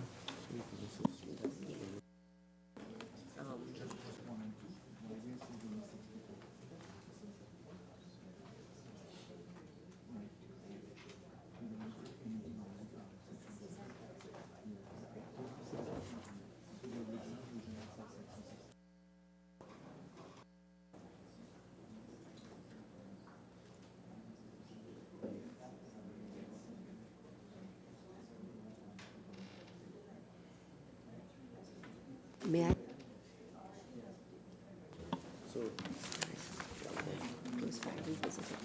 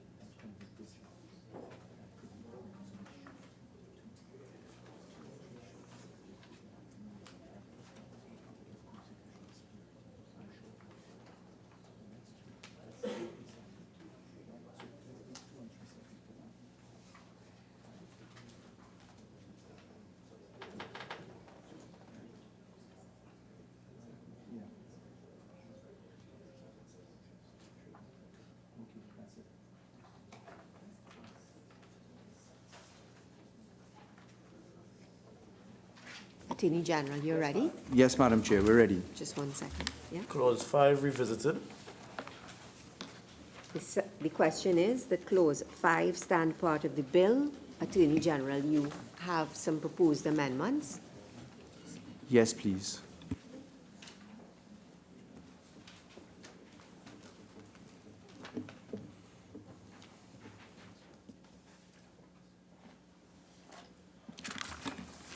Yes, Madam Chair.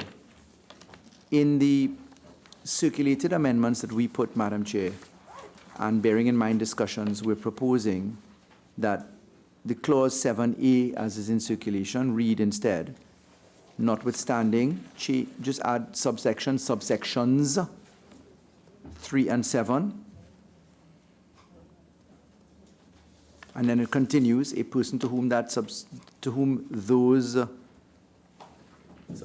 subsections apply may, and it continues, in exceptional circumstances, make an application to a court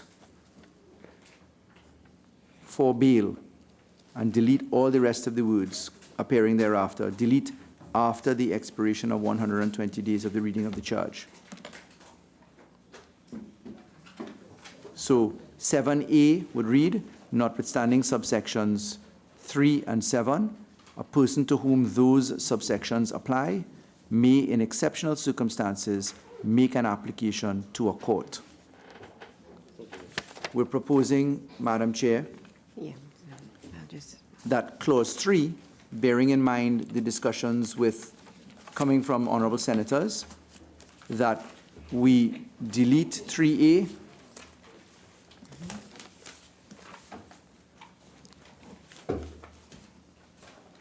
Actually, we don't need to delete it. We can just amend it. I was going to give you the full language. So, Madam Chair, if you follow me at 3A. So, under section 6, just remove 6.1 or 6.2. So, if you're charged with an offense under section 6 of the Firearms Act, and then we go here, insert after the word act the following words, and the person has a pending charge for possession of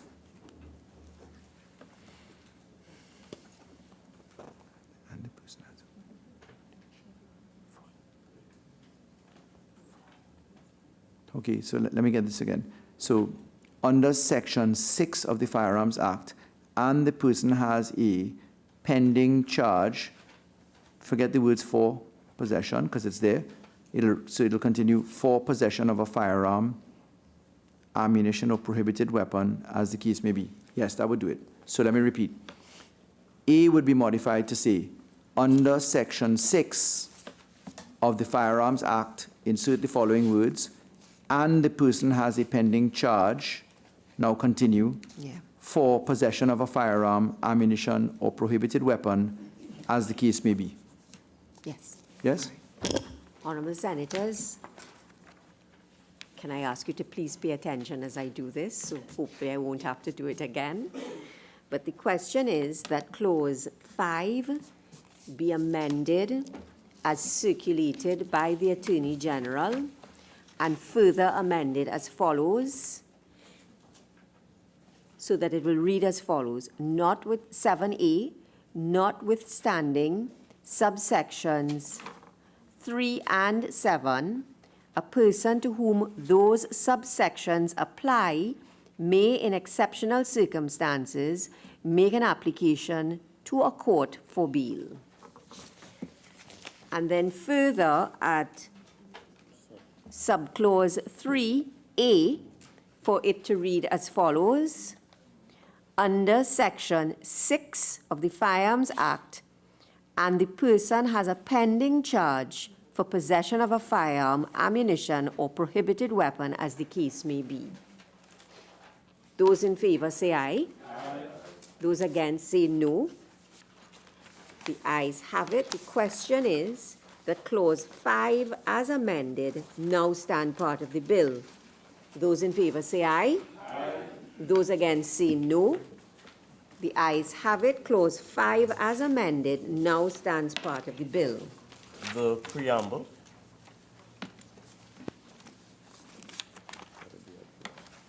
The question is that the preamble to the bill be approved. Those in favor say aye. Those against say no. The ayes have it. The preamble to the bill is approved. Honorable Senators, the question is that the bill as amended be now reported to the Senate. Those in favor say aye. Those against say no.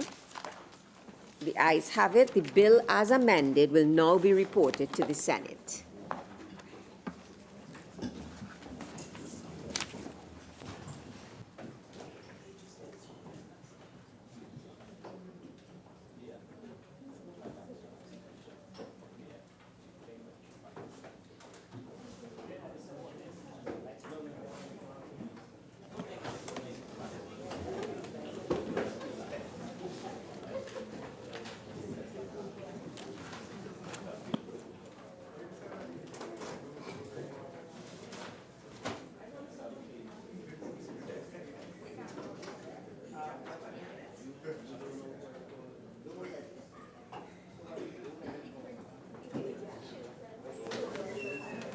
Thank you, Madam President.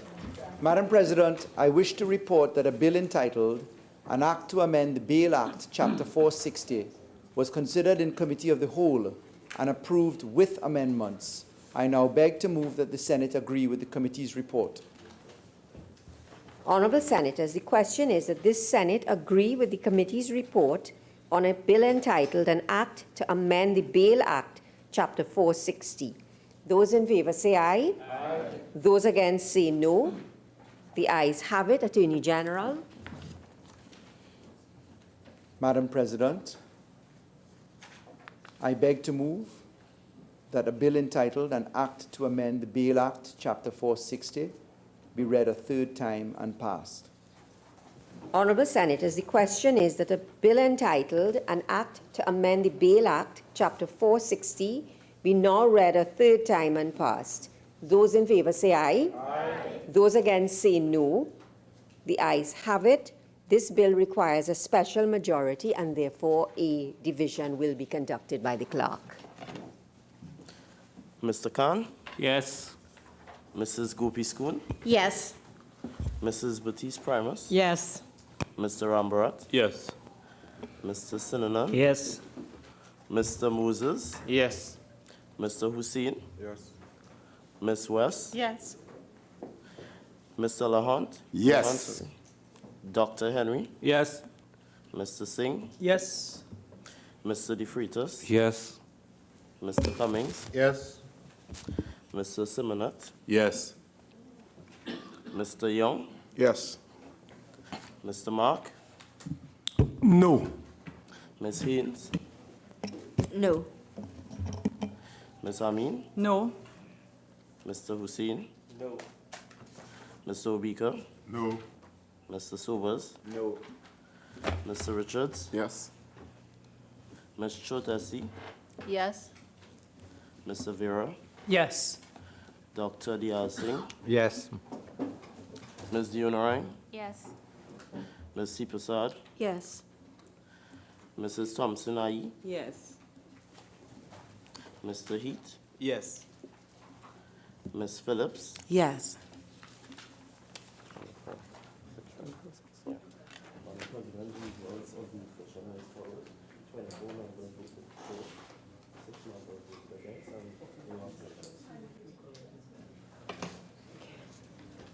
Honorable Senators, the result is as follows. 24 members voted for the bill, 6 members voted against the bill, and no one abstained. The bill has therefore received the result. A bill entitled An Act to Amend the Bail Act, Chapter 460.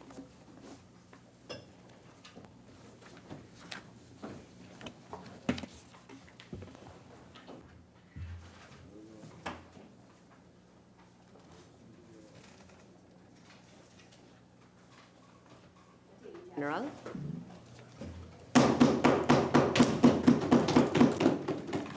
Madam Chair, forgive me, I still have to pull out the papers for the next debate. Madam Chair, Madam President, I beg to move that an act to amend the financial, forgive me.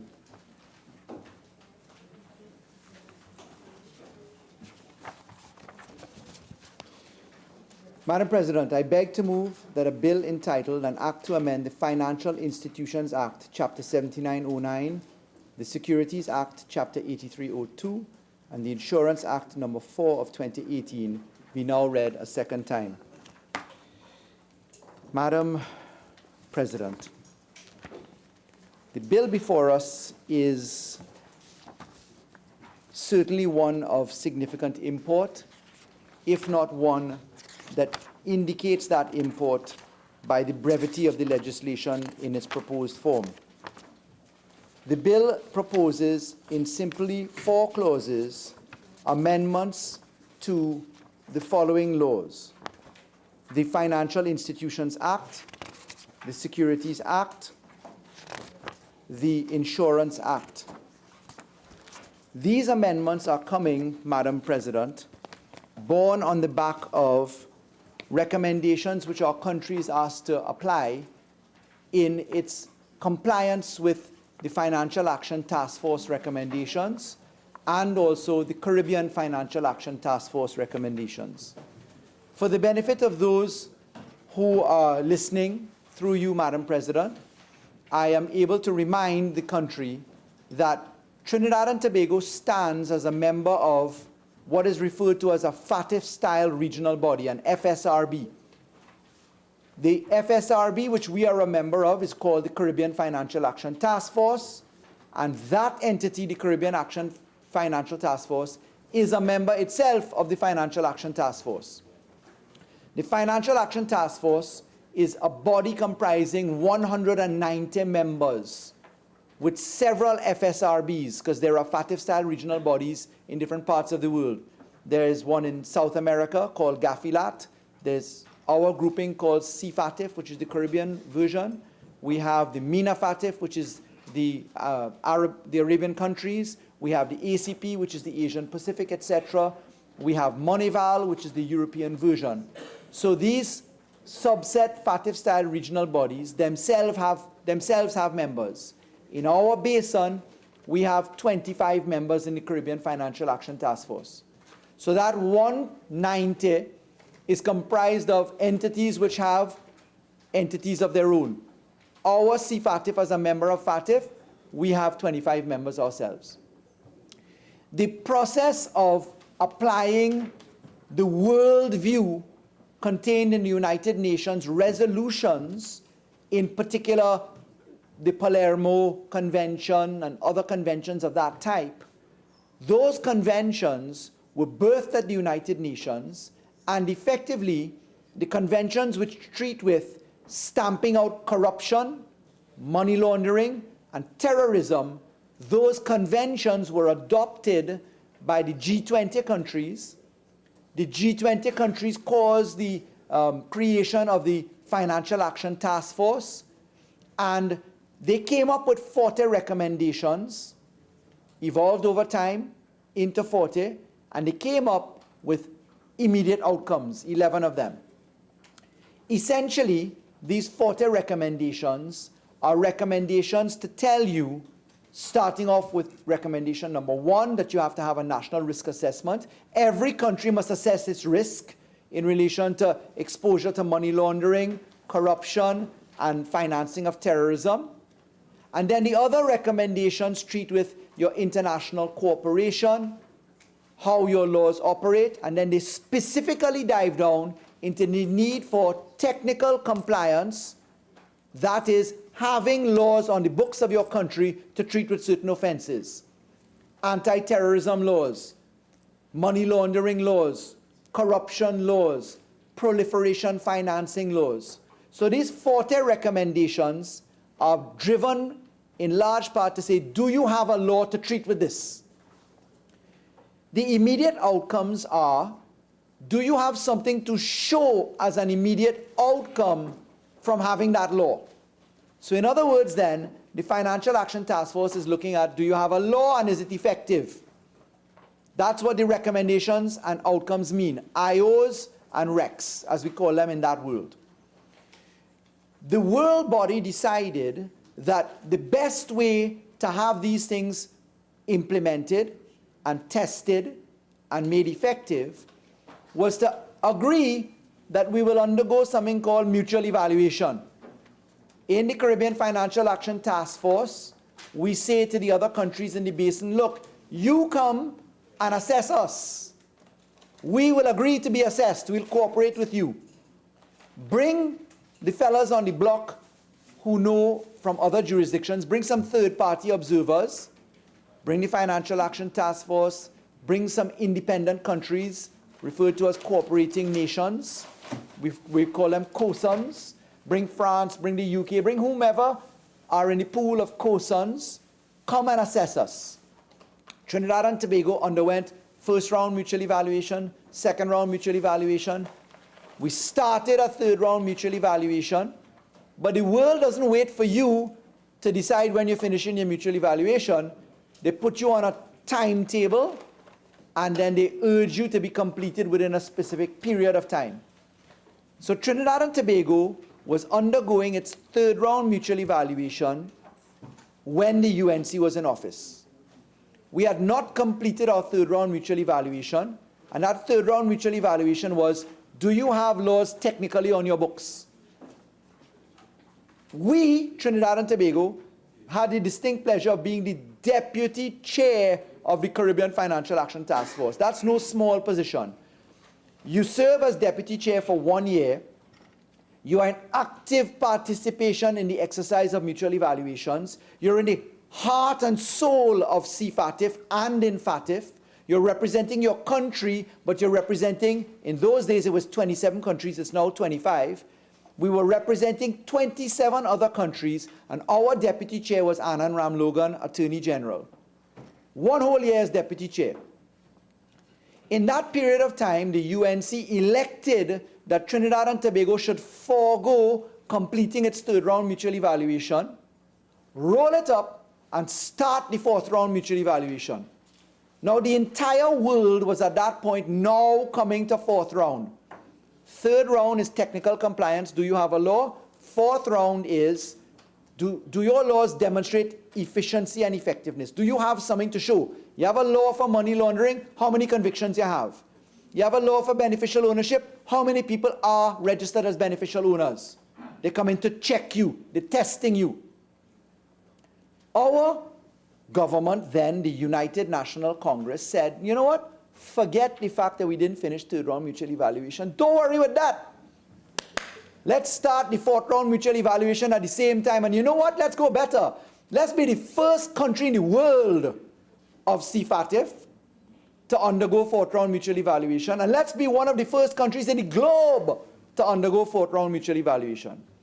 So Attorney General Anand Ramlogan, Deputy Chair of the Caribbean Financial Action Task Force, Mrs. Kamla Persad-Bissessar as the Prime Minister of Trinidad and Tobago, the Minister of Finance, Mr. Larry Hawaii, and the Minister of National Security, playing a much lesser role in that division, but really it's Finance and Attorney General and Prime Minister form this decision because there's something called an interministerial committee.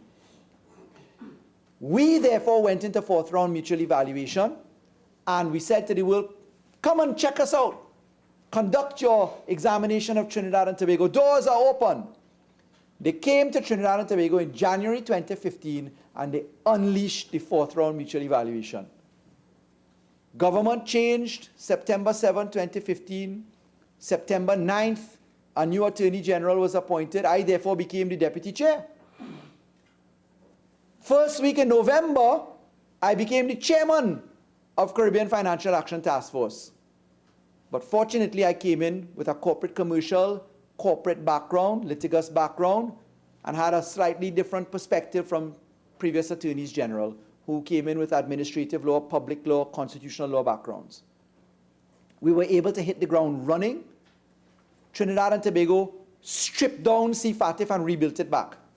We instituted the top, we had a chair, a deputy chair, and an outgoing chair. We improved the work product of Caribbean Financial Action Task Force by 400% because we took our employees from National Security and AG, we added them to the pot of CFATF, and our country rebuilt the Caribbean Financial Action Task Force and has been recognized as one of the leading countries in the world in terms of the work product that we've put down. It's not often I will give this story. I've spoken about FATF and CFATF on many occasions. This is the first time you're hearing it this way. When our report was published at the plenary in November 2015, as I came in as deputy chair, Trinidad and Tobago was on the table being assessed. Our report card was being made public. We failed all 11 immediate outcomes. Failed. We had 5 successes out of 40 in the technical compliance. We sat at that table demoralized and shocked. Demoralized and shocked. Because you know what happened next? We were put on a compliance list publicly in the world. We were put into 2 forms of supervision. They lock you up once, they lock you up twice. They said, you, Trinidad and Tobago, you find yourself under review in something called the ICRG, the International Cooperation Review Group. You find yourself at every plenary that FATF is sitting down, and you come and report on what you're doing. And you, Trinidad and Tobago, you give us a work plan with legislation and inputs and outputs, and if you don't meet that, you're in more trouble. That wasn't good enough. CFATF was required to put us into something called enhanced follow-up. So we had to find ourselves at every CFATF plenary as well. FATF 3 times a year, CFATF 3 times a year, 6 times a year, we're on the clock, dancing and shaking and dancing and shaking. And the FATF methodology, which is applied, changes every plenary. Every plenary, they tweak, they twist, they go, they tweak, they twist. We committed to a work plan, and our work plan was diligently performed. I can't speak to it publicly. It's much like being in a joint select committee before you publish the report. We were assessed by CFATF May this year. I cannot wait to tell you how we did in that, because you'll be proud. But I have to wait for the results to come out. This weekend, Sunday the 16th of June 2019, I have to be before the plenary of the Financial Action Task Force, coming to report on Trinidad and Tobago's performance of its action plan. Our action plan began, it's a 3-year action plan, it began in June 2016, and we had till June 2019 to complete it. And honorable members of this 11th Republican Parliament have participated in a number of pieces of law that we have passed as a group, where we've treated with FATF, regulations, recommendations, and immediate outcomes. And at the same time, we have also been improving the systems, moving the criminal justice system, plea bargaining, maximum sentence indicators, criminal division, family and children division, computerization of courts, 77% increase in judicial capacity, new buildings, rules of court, money laundering tweaks, anti-terrorism law, non-profit organization law, beneficial ownership law, registration of deeds law. You get the drift? We've been busy. And the government has been very pleased to take limes and make lime juice with the terrible record that the UNC left us, because it met our own agenda. And what we did was to up the ante. We added in civil asset forfeiture, explain your wealth legislation. We added in a number of tweaks to our laws to bring us into a different realm of following money, because when you follow money, you're treating with money laundering, you're treating with financing of terrorism, you're treating with corruption. That's why we moved the Legal Affairs Division under the Attorney General. We moved Ministry of Justice under the Attorney General. And we've done all of these tweaks, which we will boast about very shortly, because strategy is not strategy if everybody knows it. and our country is tired of hearing old talk. They want to see performance. So we'll unveil what we've done. We have one serious measure left, which was only brought home to the table when we did a face-to-face of the joint group in April of 2019. So in the FATF realm, I had to find myself in front of 23 experts from the whole rest of the world. Those 23 experts sat before us and they drilled us on the law. You have Companies Amendment Bill, you have Non-Profit Organization Bill, you have terrorist financing, you have amendments to the Anti-Terrorism Act, everything that we've done. But I want to say something here now. Madam President, what time is full time? You finish at 16 minutes past 5. Thank you. Listen to this. Sitting in front of the World Bank, France, Germany, England, FATF, and then the joint group of assessors comprising Mexico, Spain, etc., all technocrats.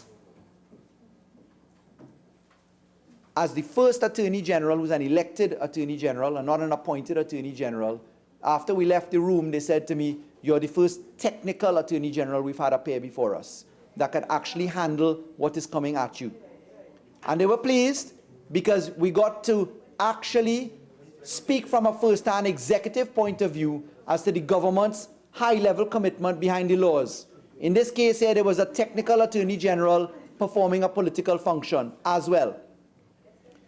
And they read out to us, honorable senators, in interrogating us on this law that is now before us, they linked it to the non-profit organization bill. And I want to just say this as I come into the bill now.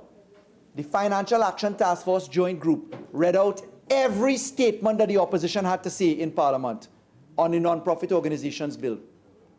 They read out every negative comment and irresponsible statement because that's what they do. They read what is put out in the public domain, and they expect that responsible parliamentarians will act responsibly. They can't understand that people will just say something, vote yes today and vote no tomorrow.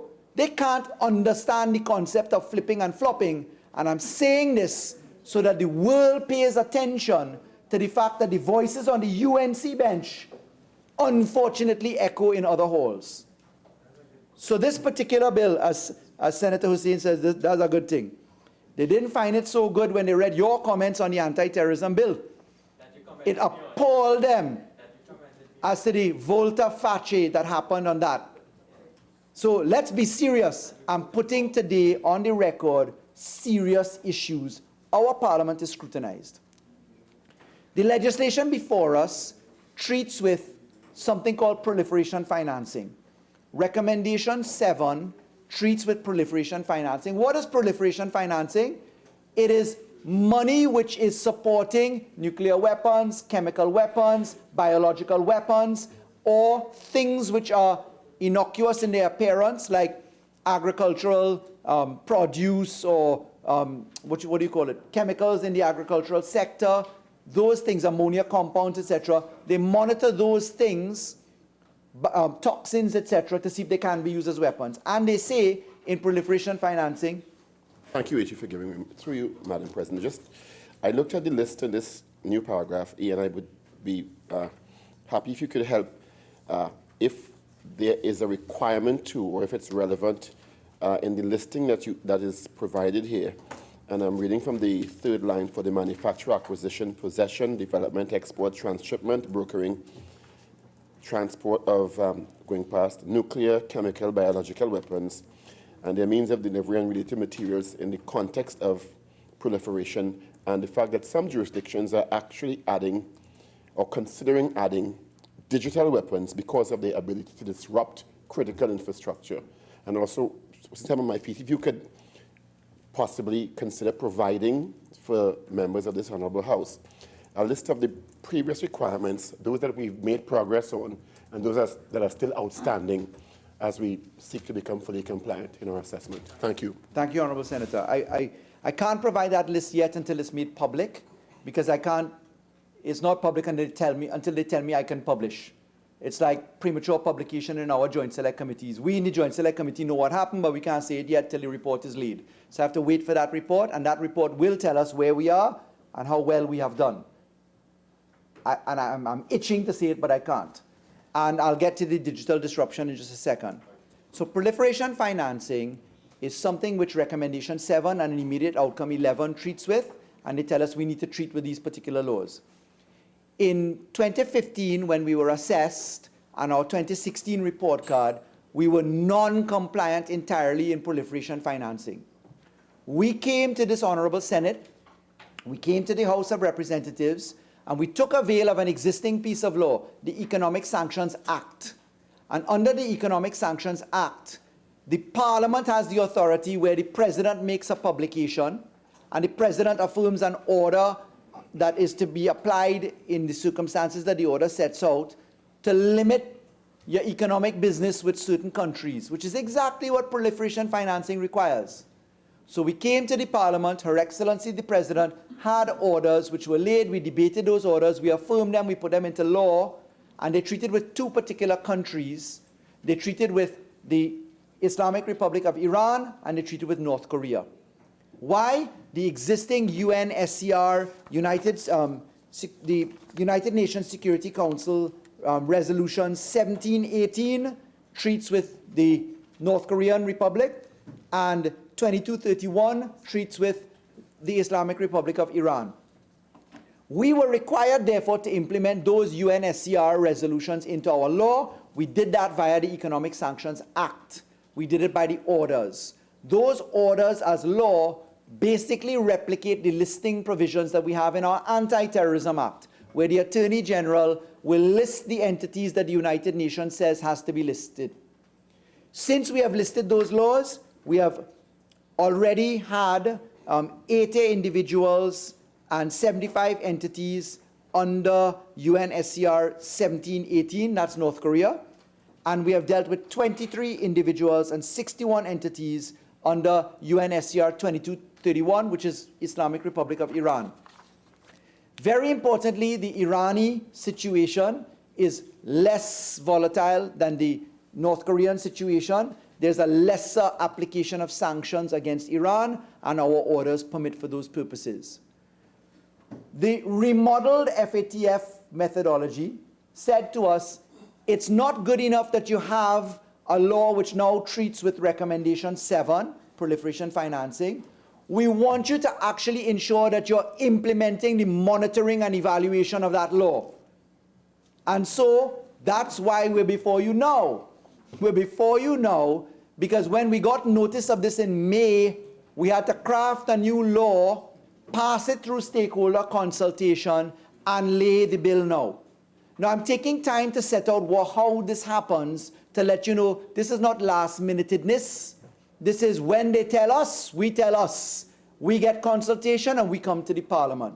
So it isn't that the government comes last minute on these things at all. We're on the ball. We're required to be on the ball. But I don't have room because I have to be in Orlando on the 16th, this Sunday, to report as to where we are. The legislation before us effectively asks us to amend Financial Institutions Act, Securities legislation, and the Insurance Act. Why? Because these entities are co-regulators alongside the FIU. The FIU has guidelines and positions. It regulates the entities which fall under its purview, which are listed in the 5th schedule to the Proceeds of Crime Act, lawyers, real estate agents, etc., etc. The insurance regime is run by Central Bank as the supervisor of insurances under Act number 4 of 2018. The securities industries laws are regulated by the SEC, the Commission, and obviously the Financial Institutions Act has the Central Bank with focus on financial institutions. So tying in the amendments that we have here before the honourable members is the matrix. Number 1, in each of the acts, we insert a definition of proliferation financing. For the first time, in those laws, we introduce proliferation financing under the Economic Sanctions Act. So we have a definition already. This definition is born from recommendation 7.3 as it has been updated in February and disseminated post-May of this year to us as an FSRB, a FATF-style regional body. That's CFATF. So you'll see the Financial Institutions Act, you will see the Securities Act, Chapter 8302, you will see the Insurance Act number 4 of 2018. In treating with these things, we're introducing the definition of proliferation financing. And then what we do is we basically go to the provisions that treat with monitoring and compliance. Under the FIA, we're treating with Section 10, which deals with guidelines. Section 33, persons debarred from management. Under the Securities Act, we're dealing with Section 6, which deals with functions of the Commission. Section 57, which issues of warning. Section 58, revocation of registration. Section 87, record keeping. Section 89, compliance reviews. Section 90, compliance directions. Section 146, guidelines. Under the Insurance Act, we're dealing with Section 34, which is revocation of registration. 65, persons debarred from management. Section 121, revocation of registration. Section 136, financial statements of intermediaries. Section 147, audit of returns. And Section 278, guidelines. Those particular sections of those three laws are where we have to now triplicate the things to be supervised. Obviously, we know them by now. Proceeds of Crime Act, Anti-Terrorism Act, they're there already. We needed to add in Economic Sanctions Act. That's what we're doing now. Secondly, we must add in the subsidiary legislation, the regulations which are made under those laws. The civil law countries believe in being prescriptive in language. In other words then, the people who are assessing us like to see more. The common law countries are very, how should I say, understated in their expression of law, and they go for framework. Our Interpretation Act says that if you have a parent law to be complied with, all subsidiary instruments, subsidiary legislation are caught by that. That is axiomatic for the common law lawyers, but for the civil law lawyers, they want to see prescriptions. So we have now added in express language, that you must comply with the Proceeds of Crime Act, that was there already, the Anti-Terrorism Act, that was there already. We're adding in the regulations there, subsidiary legislation, and now we're adding in the Economic Sanctions Act and its regulations. Across the categories that we're treating with in these pieces of law, we're effectively saying if you breach the law, you can't be a member. The obvious things, which is why I read the heads of what the sections equal to. Guidelines must relate to you. Audits of returns must relate to you. Financial statements of intermediaries must check for compliance and monitoring. There must be a revocation of registration if you have breached the law for economic sanctions, not only just POCA and Anti-Terrorism Act. Persons are to be barred from management, not just money launderers and convicted people there in anti-terrorism, also now economic sanctions. And that's just to give you an example under the Insurance Act number 4 of 2018. It's replicated in the Securities Act and replicated in the Financial Institutions Act. And what we really do now is we harmonize this with the Financial Intelligence Unit legislation which governs us. So in effect, Madam President, we are taking a necessary step to achieve effective compliance, technical compliance with recommendation 7.3 of recommendation 7. We are satisfying immediate outcome 11 of the FATF methodologies. The good news is we have things to show because we have operationalized the law already. We have gone to the courts, we've done the orders, we've done the listings for hundreds of individuals and entities. When we inherited the Anti-Terrorism Act, which was law since 2010, under the UNC, not a single entity was listed under the Anti-Terrorism Act. Not one. So our grade for effective implementation was 0 out of 100. In November 2015, when this government took the reign of authority, we did our first listing. The first listing we did was Kareem Ibrahim, listed as a terrorist in the United States of America. We have since crossed 400. Honorable senators, you will be pleased to know, as will the country, Trinidad and Tobago's laws for anti-terrorism are now the model laws for the CARICOM region. more particularly Trinidad and Tobago's recommendations coming from the government as to how that law is to be improved are accepted. I remind that because the opposition refused to support certain amendments when we needed their support in a 3/5 majority. So we flagged it up and said, listen, our law could have gone a little bit further, but we were constrained by our opposition because they were playing politics with the law. The position in relation to our effectiveness, we have 100 out of 100 in points. And our model of effective application of law is now applied across the whole CFATF. So we're not doing anything other than our best in this arena. We are viewed on the world stage as a country that is a proud, successful entity. We are not out of the woods. You never truly come off the list because the list continues to evolve. And you know what? The list ought to evolve. Why? Terrorism mutates, money laundering mutates, proliferation financing mutates. I'm sure that honorable senators will remember when the big deal in terrorism was the hijacking of a plane. Then the big deal became biological weapons in the form of cyanide and other positions in letters or toxins in the mail. And then the big thing became bombings. And then the big thing became crashing planes and acts of terrorism. So terrorism mutates. And as the ISIS army is pushed backwards, and as the concept of foreign terrorist fighters splinters back to home territories with returning foreign terrorist fighters, terrorism is mutating again. And that's where vigilance in our financial sector becomes an extremely important consequence. And I wish to pay compliment to the Financial Intelligence Unit and all listed entities, because under this government, you'll note, we were able, because of additional resources in the FIU in particular, to move the reporting of suspicious activities and suspicious transactions in the period 2010 to 2015. That aggregated roughly $4.5 billion. All the suspicious transaction reports, STRs, all the suspicious activity reports, SARs, when aggregated as a dollar figure for the entire period 2010 to 2015, that dollar figure was $4.5 billion. 1 year after the UNC came out of office, the aggregated figure for the period 2015 to 16 was $22.5 billion in suspicious activity and suspicious transactions. Let me repeat that. 1 year was $22.5 billion. We will account for that in the public domain soon enough as to how that happened and what it relates to, but that's for another forum. Maybe that's for 2 other forums.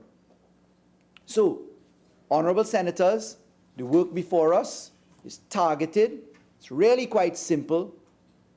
It has dynamic effect because it goes to an issue which concerns us all. Madam President, I look forward to the contributions of honorable senators.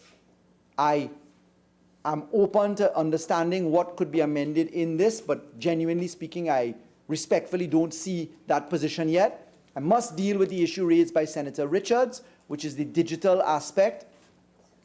That falls under a different realm of consideration. Here, we're bound by the UNSCR obligations, and they have categorized how they treat with things. So they deal, the Palermo Convention deals with one thing. UNSCR 2231 is different from 1718, if I remember the number right. Is it 1718? Yes. Is different from UNSCR 1718, and they have confined it within the definition of proliferation financing as we have offered here. This is taken from the FATF methodology recommendations. It is harmonized with our Economic Sanctions Act and orders, the act allowing for the orders and the orders providing for this.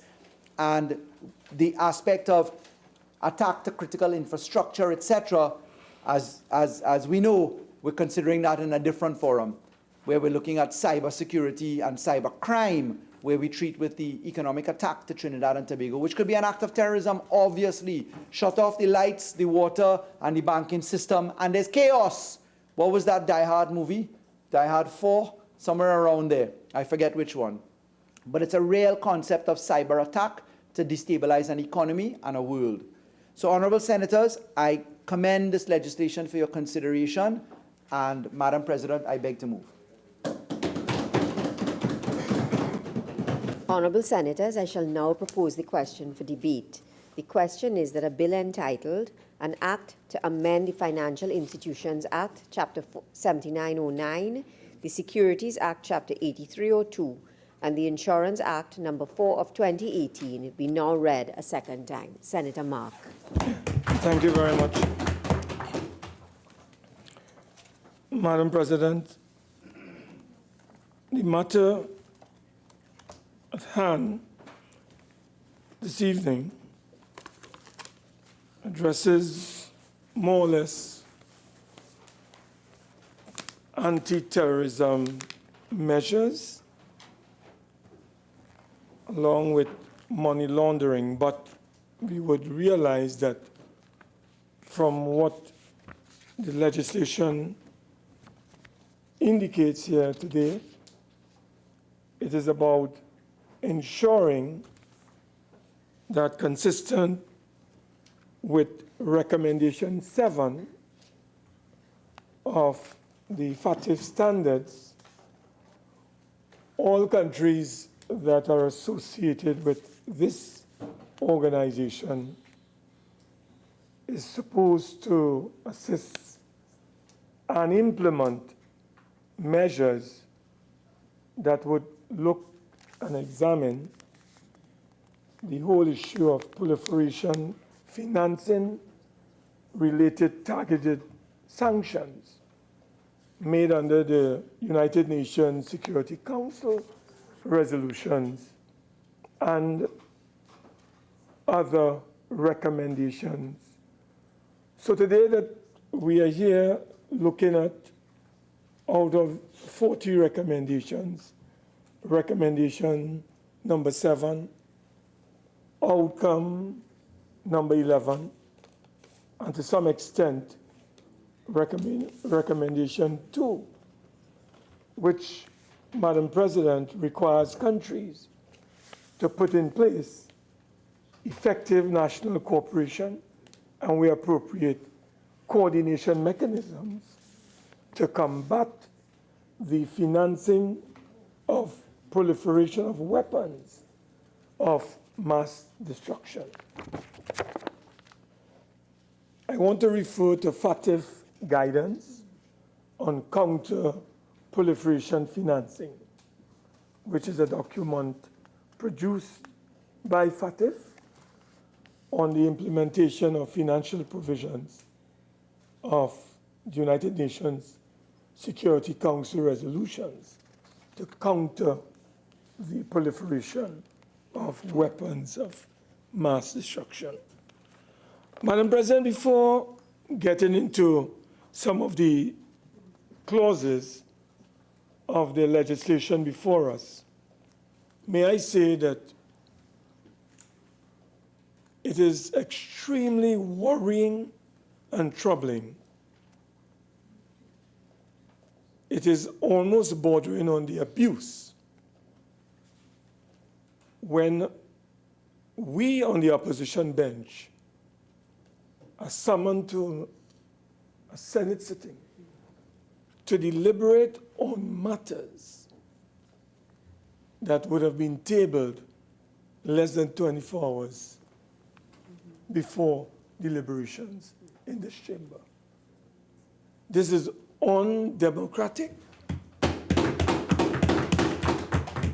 This, Madam President, to us is an undermining of not only us being able to properly study and analyze the measure that we are debating here today, so that we can give the public proper information based on our research and analysis of this measure.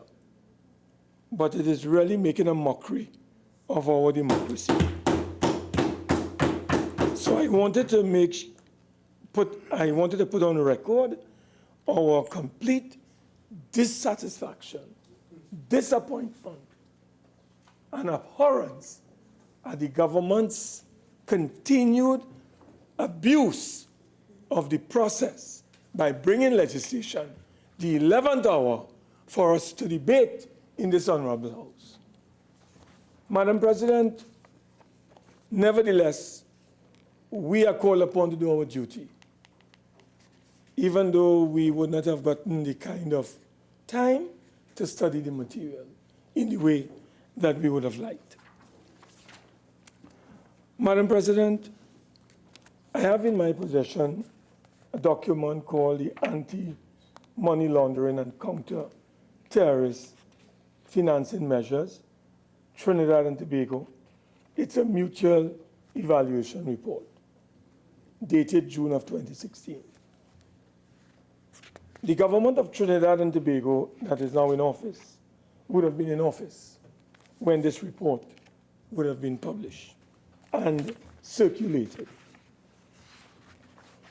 And Madam President, we are told by the Attorney General that experts and FATF officials were very concerned about our Parliament and about positions being taken by the legitimate and official opposition of this country. But Madam President,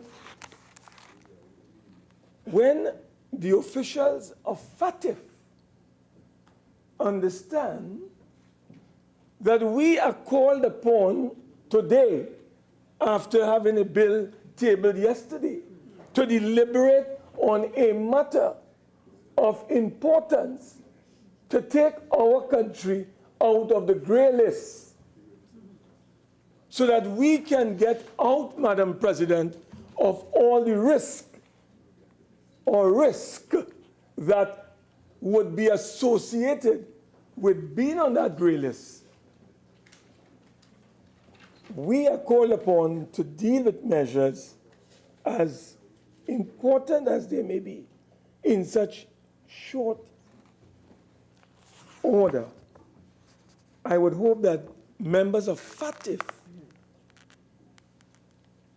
in which the Attorney General said he has been applauded for being the most technically efficient member that ever faced them. I hope that FATF will be able to appreciate that in Trinidad and Tobago, we are governed by a constitution, and we have to ensure that the rights of the people are not abrogated, infringed, breached, or violated. And that is what we are committed to protecting. Madam President, let me go to this particular report. This report, which the government had in its possession since 2016, we are now in 2019. In this report, under a section called Priority Action, I want to quote for you, Madam President, what we were asked to do in 2016, and to do it in a very expeditious manner. We were told, Madam President, and I quote on page 9 of this report, to develop a comprehensive policy on the implementation of measures for targeted financial sanctions related to terrorism and terrorist financing.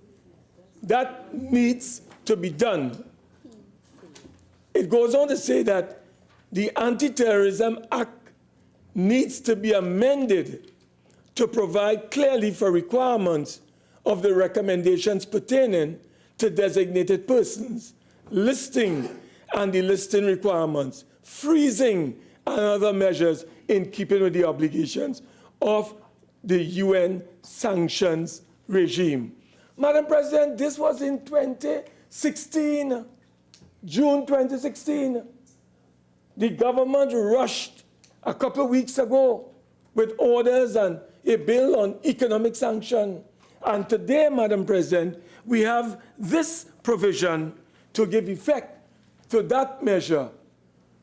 Why did it take the government, Madam President, June 16 to June 17, June 17 to June 18, and June 18 to June 19? Madam President, almost 3 years it took the government to take action to bring legislation to give effect to this particular measure that was given priority attention in the mutual evaluation report of 2016. Madam President, it doesn't stop there.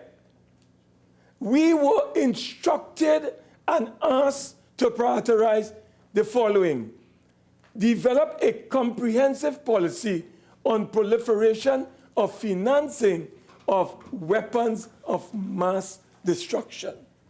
That is what we were told, Madam President. Madam President, it didn't stop there. We were asked as a member of FATF to ensure that financial institutions, primarily credit unions, and Madam President, we have measures before us today that deals with the Financial Institutions Act. We're dealing with the Insurance Act. We're dealing with the Security Act. But here in the FATF, FATF recommendations of June 2016, they are calling on Trinidad and Tobago to ensure that financial institutions, primarily credit unions and SIFI, that is the abbreviation or acronym for some body, I would imagine, take immediate steps to identify and verify beneficial ownerships of all of all accounts, including legal entities and arrangements that were in place prior to the FOR amendments, which require RDD and to take corrective action. Madam President, I would like to ask the Attorney General, when he's winding up, why we have not taken measures consistent with the recommendations and priority action outlined in the FATF mutual evaluation report, to focus on credit unions. Because, Madam President, you know we have a lot of credit unions in this country, very powerful credit unions, some with asset base of over $2 billion, and they pay out hefty dividends on an annual basis. And it is a good area, Madam President, for money laundering, Madam President.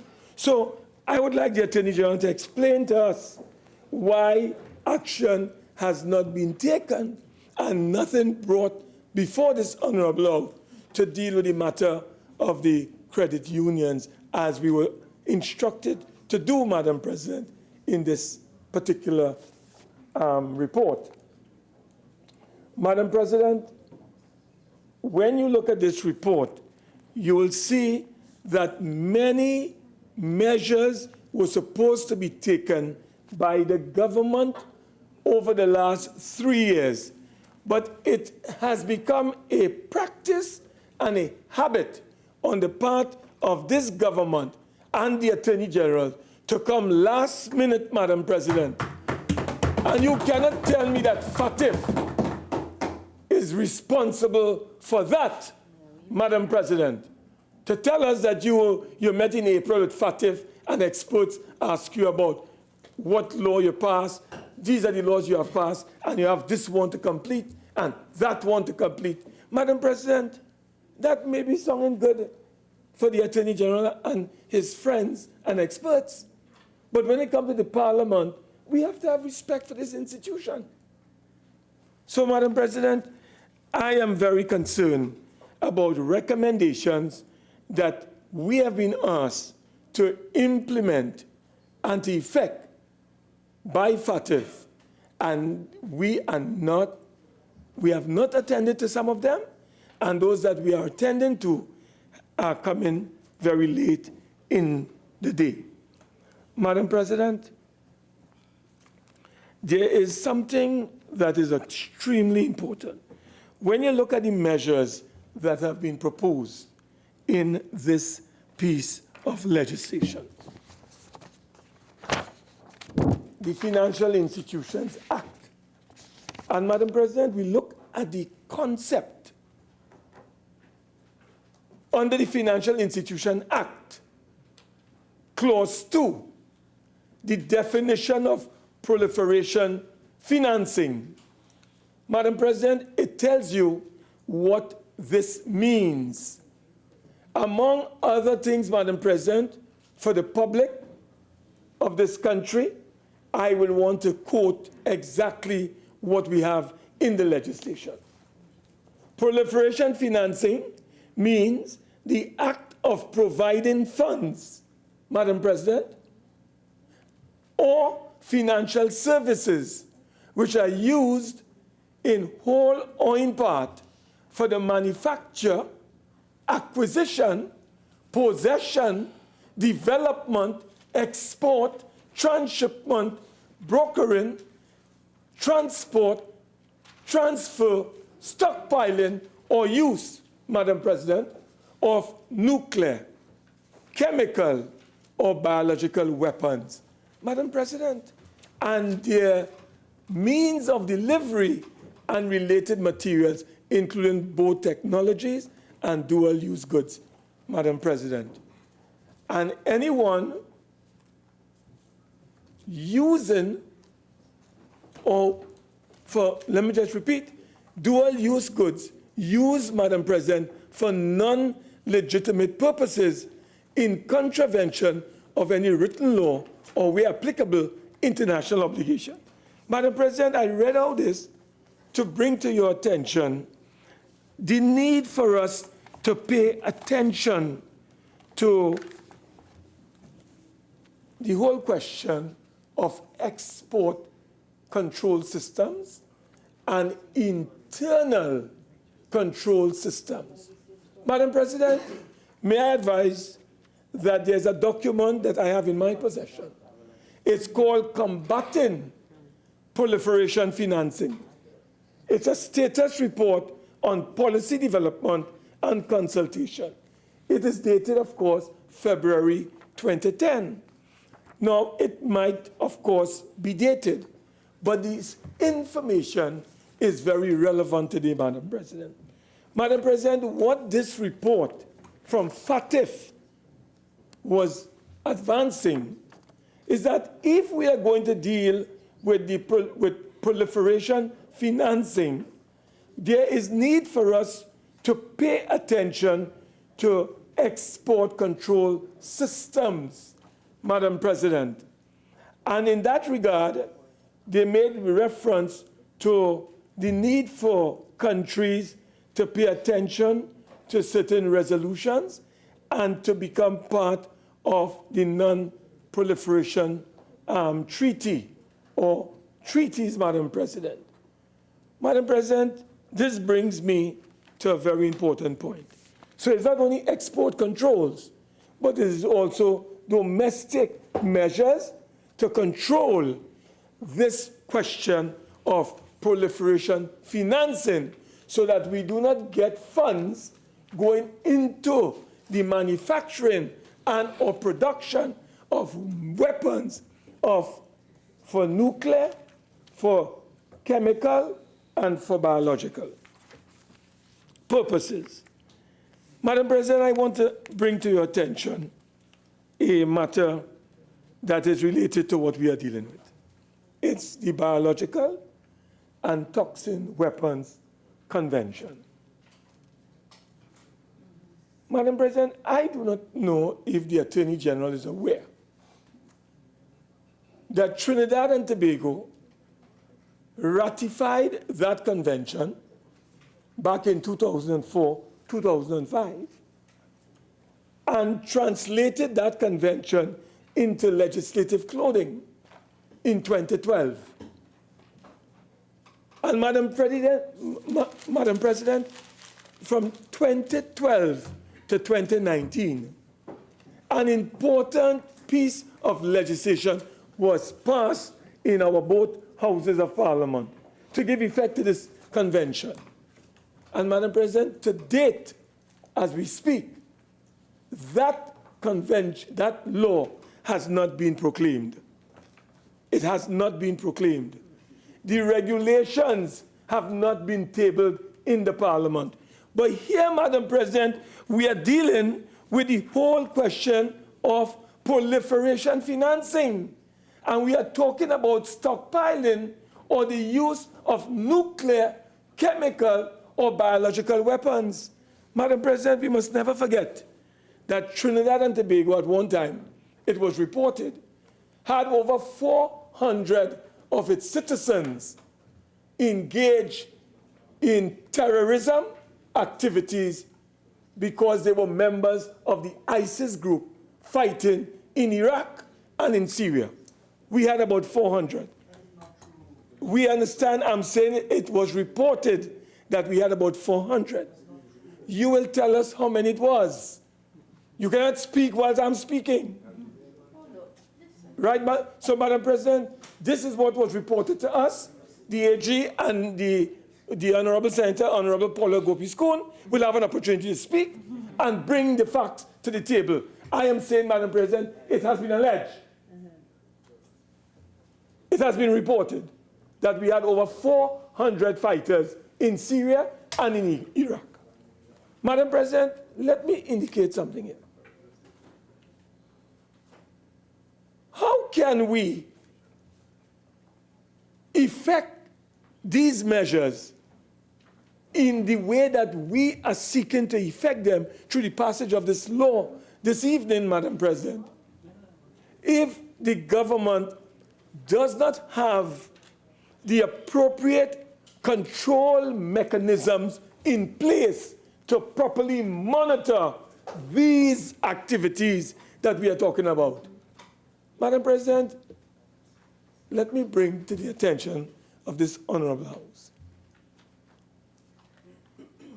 There are over 175, I am informed, laboratories operating in Trinidad and Tobago today, Madam President. Those laboratories, Madam President, are not accredited, nor are they licensed. Senator Mark, we're nearing the time when we're going to take the break, but I'm not following your argument right now as it relates to the definition I'm seeing for proliferation financing in the bill. Okay? Just giving you a caution. Madam President, I want to indulge you and engage you, because this has a definite link. Because, Madam President, remember, we are signing up, and we have signed up to international treaties and conventions. We are a party to the UN resolution, Madam President, on this whole question about weapons of mass destruction. And we are also committed to ensure that non-state actors do not come in possession of what is called weapons of mass destruction. So what it means, Madam President, we have to avoid the kind of chemical or the kinds of materials getting into the hands of those non-state actors. And I'm making the connection to the fact that in this country, there are over 175 laboratories that are not licensed, that are not accredited, and that may be funded, Madam President, and financed by forces that can have evil intention in our country. And if that is the case, Madam President, what mechanisms do we have in place to ensure that those laboratories do not produce bombs? As for example, if they are not licensed, Madam President, if those laboratories are not licensed and the state does not have a national regulatory framework. At this stage, we are going to suspend the sitting, but please, when we resume, I am just asking you just to look at the definition of proliferation financing, okay? Honorable Senators, we will suspend the sitting and return at 6 p.m.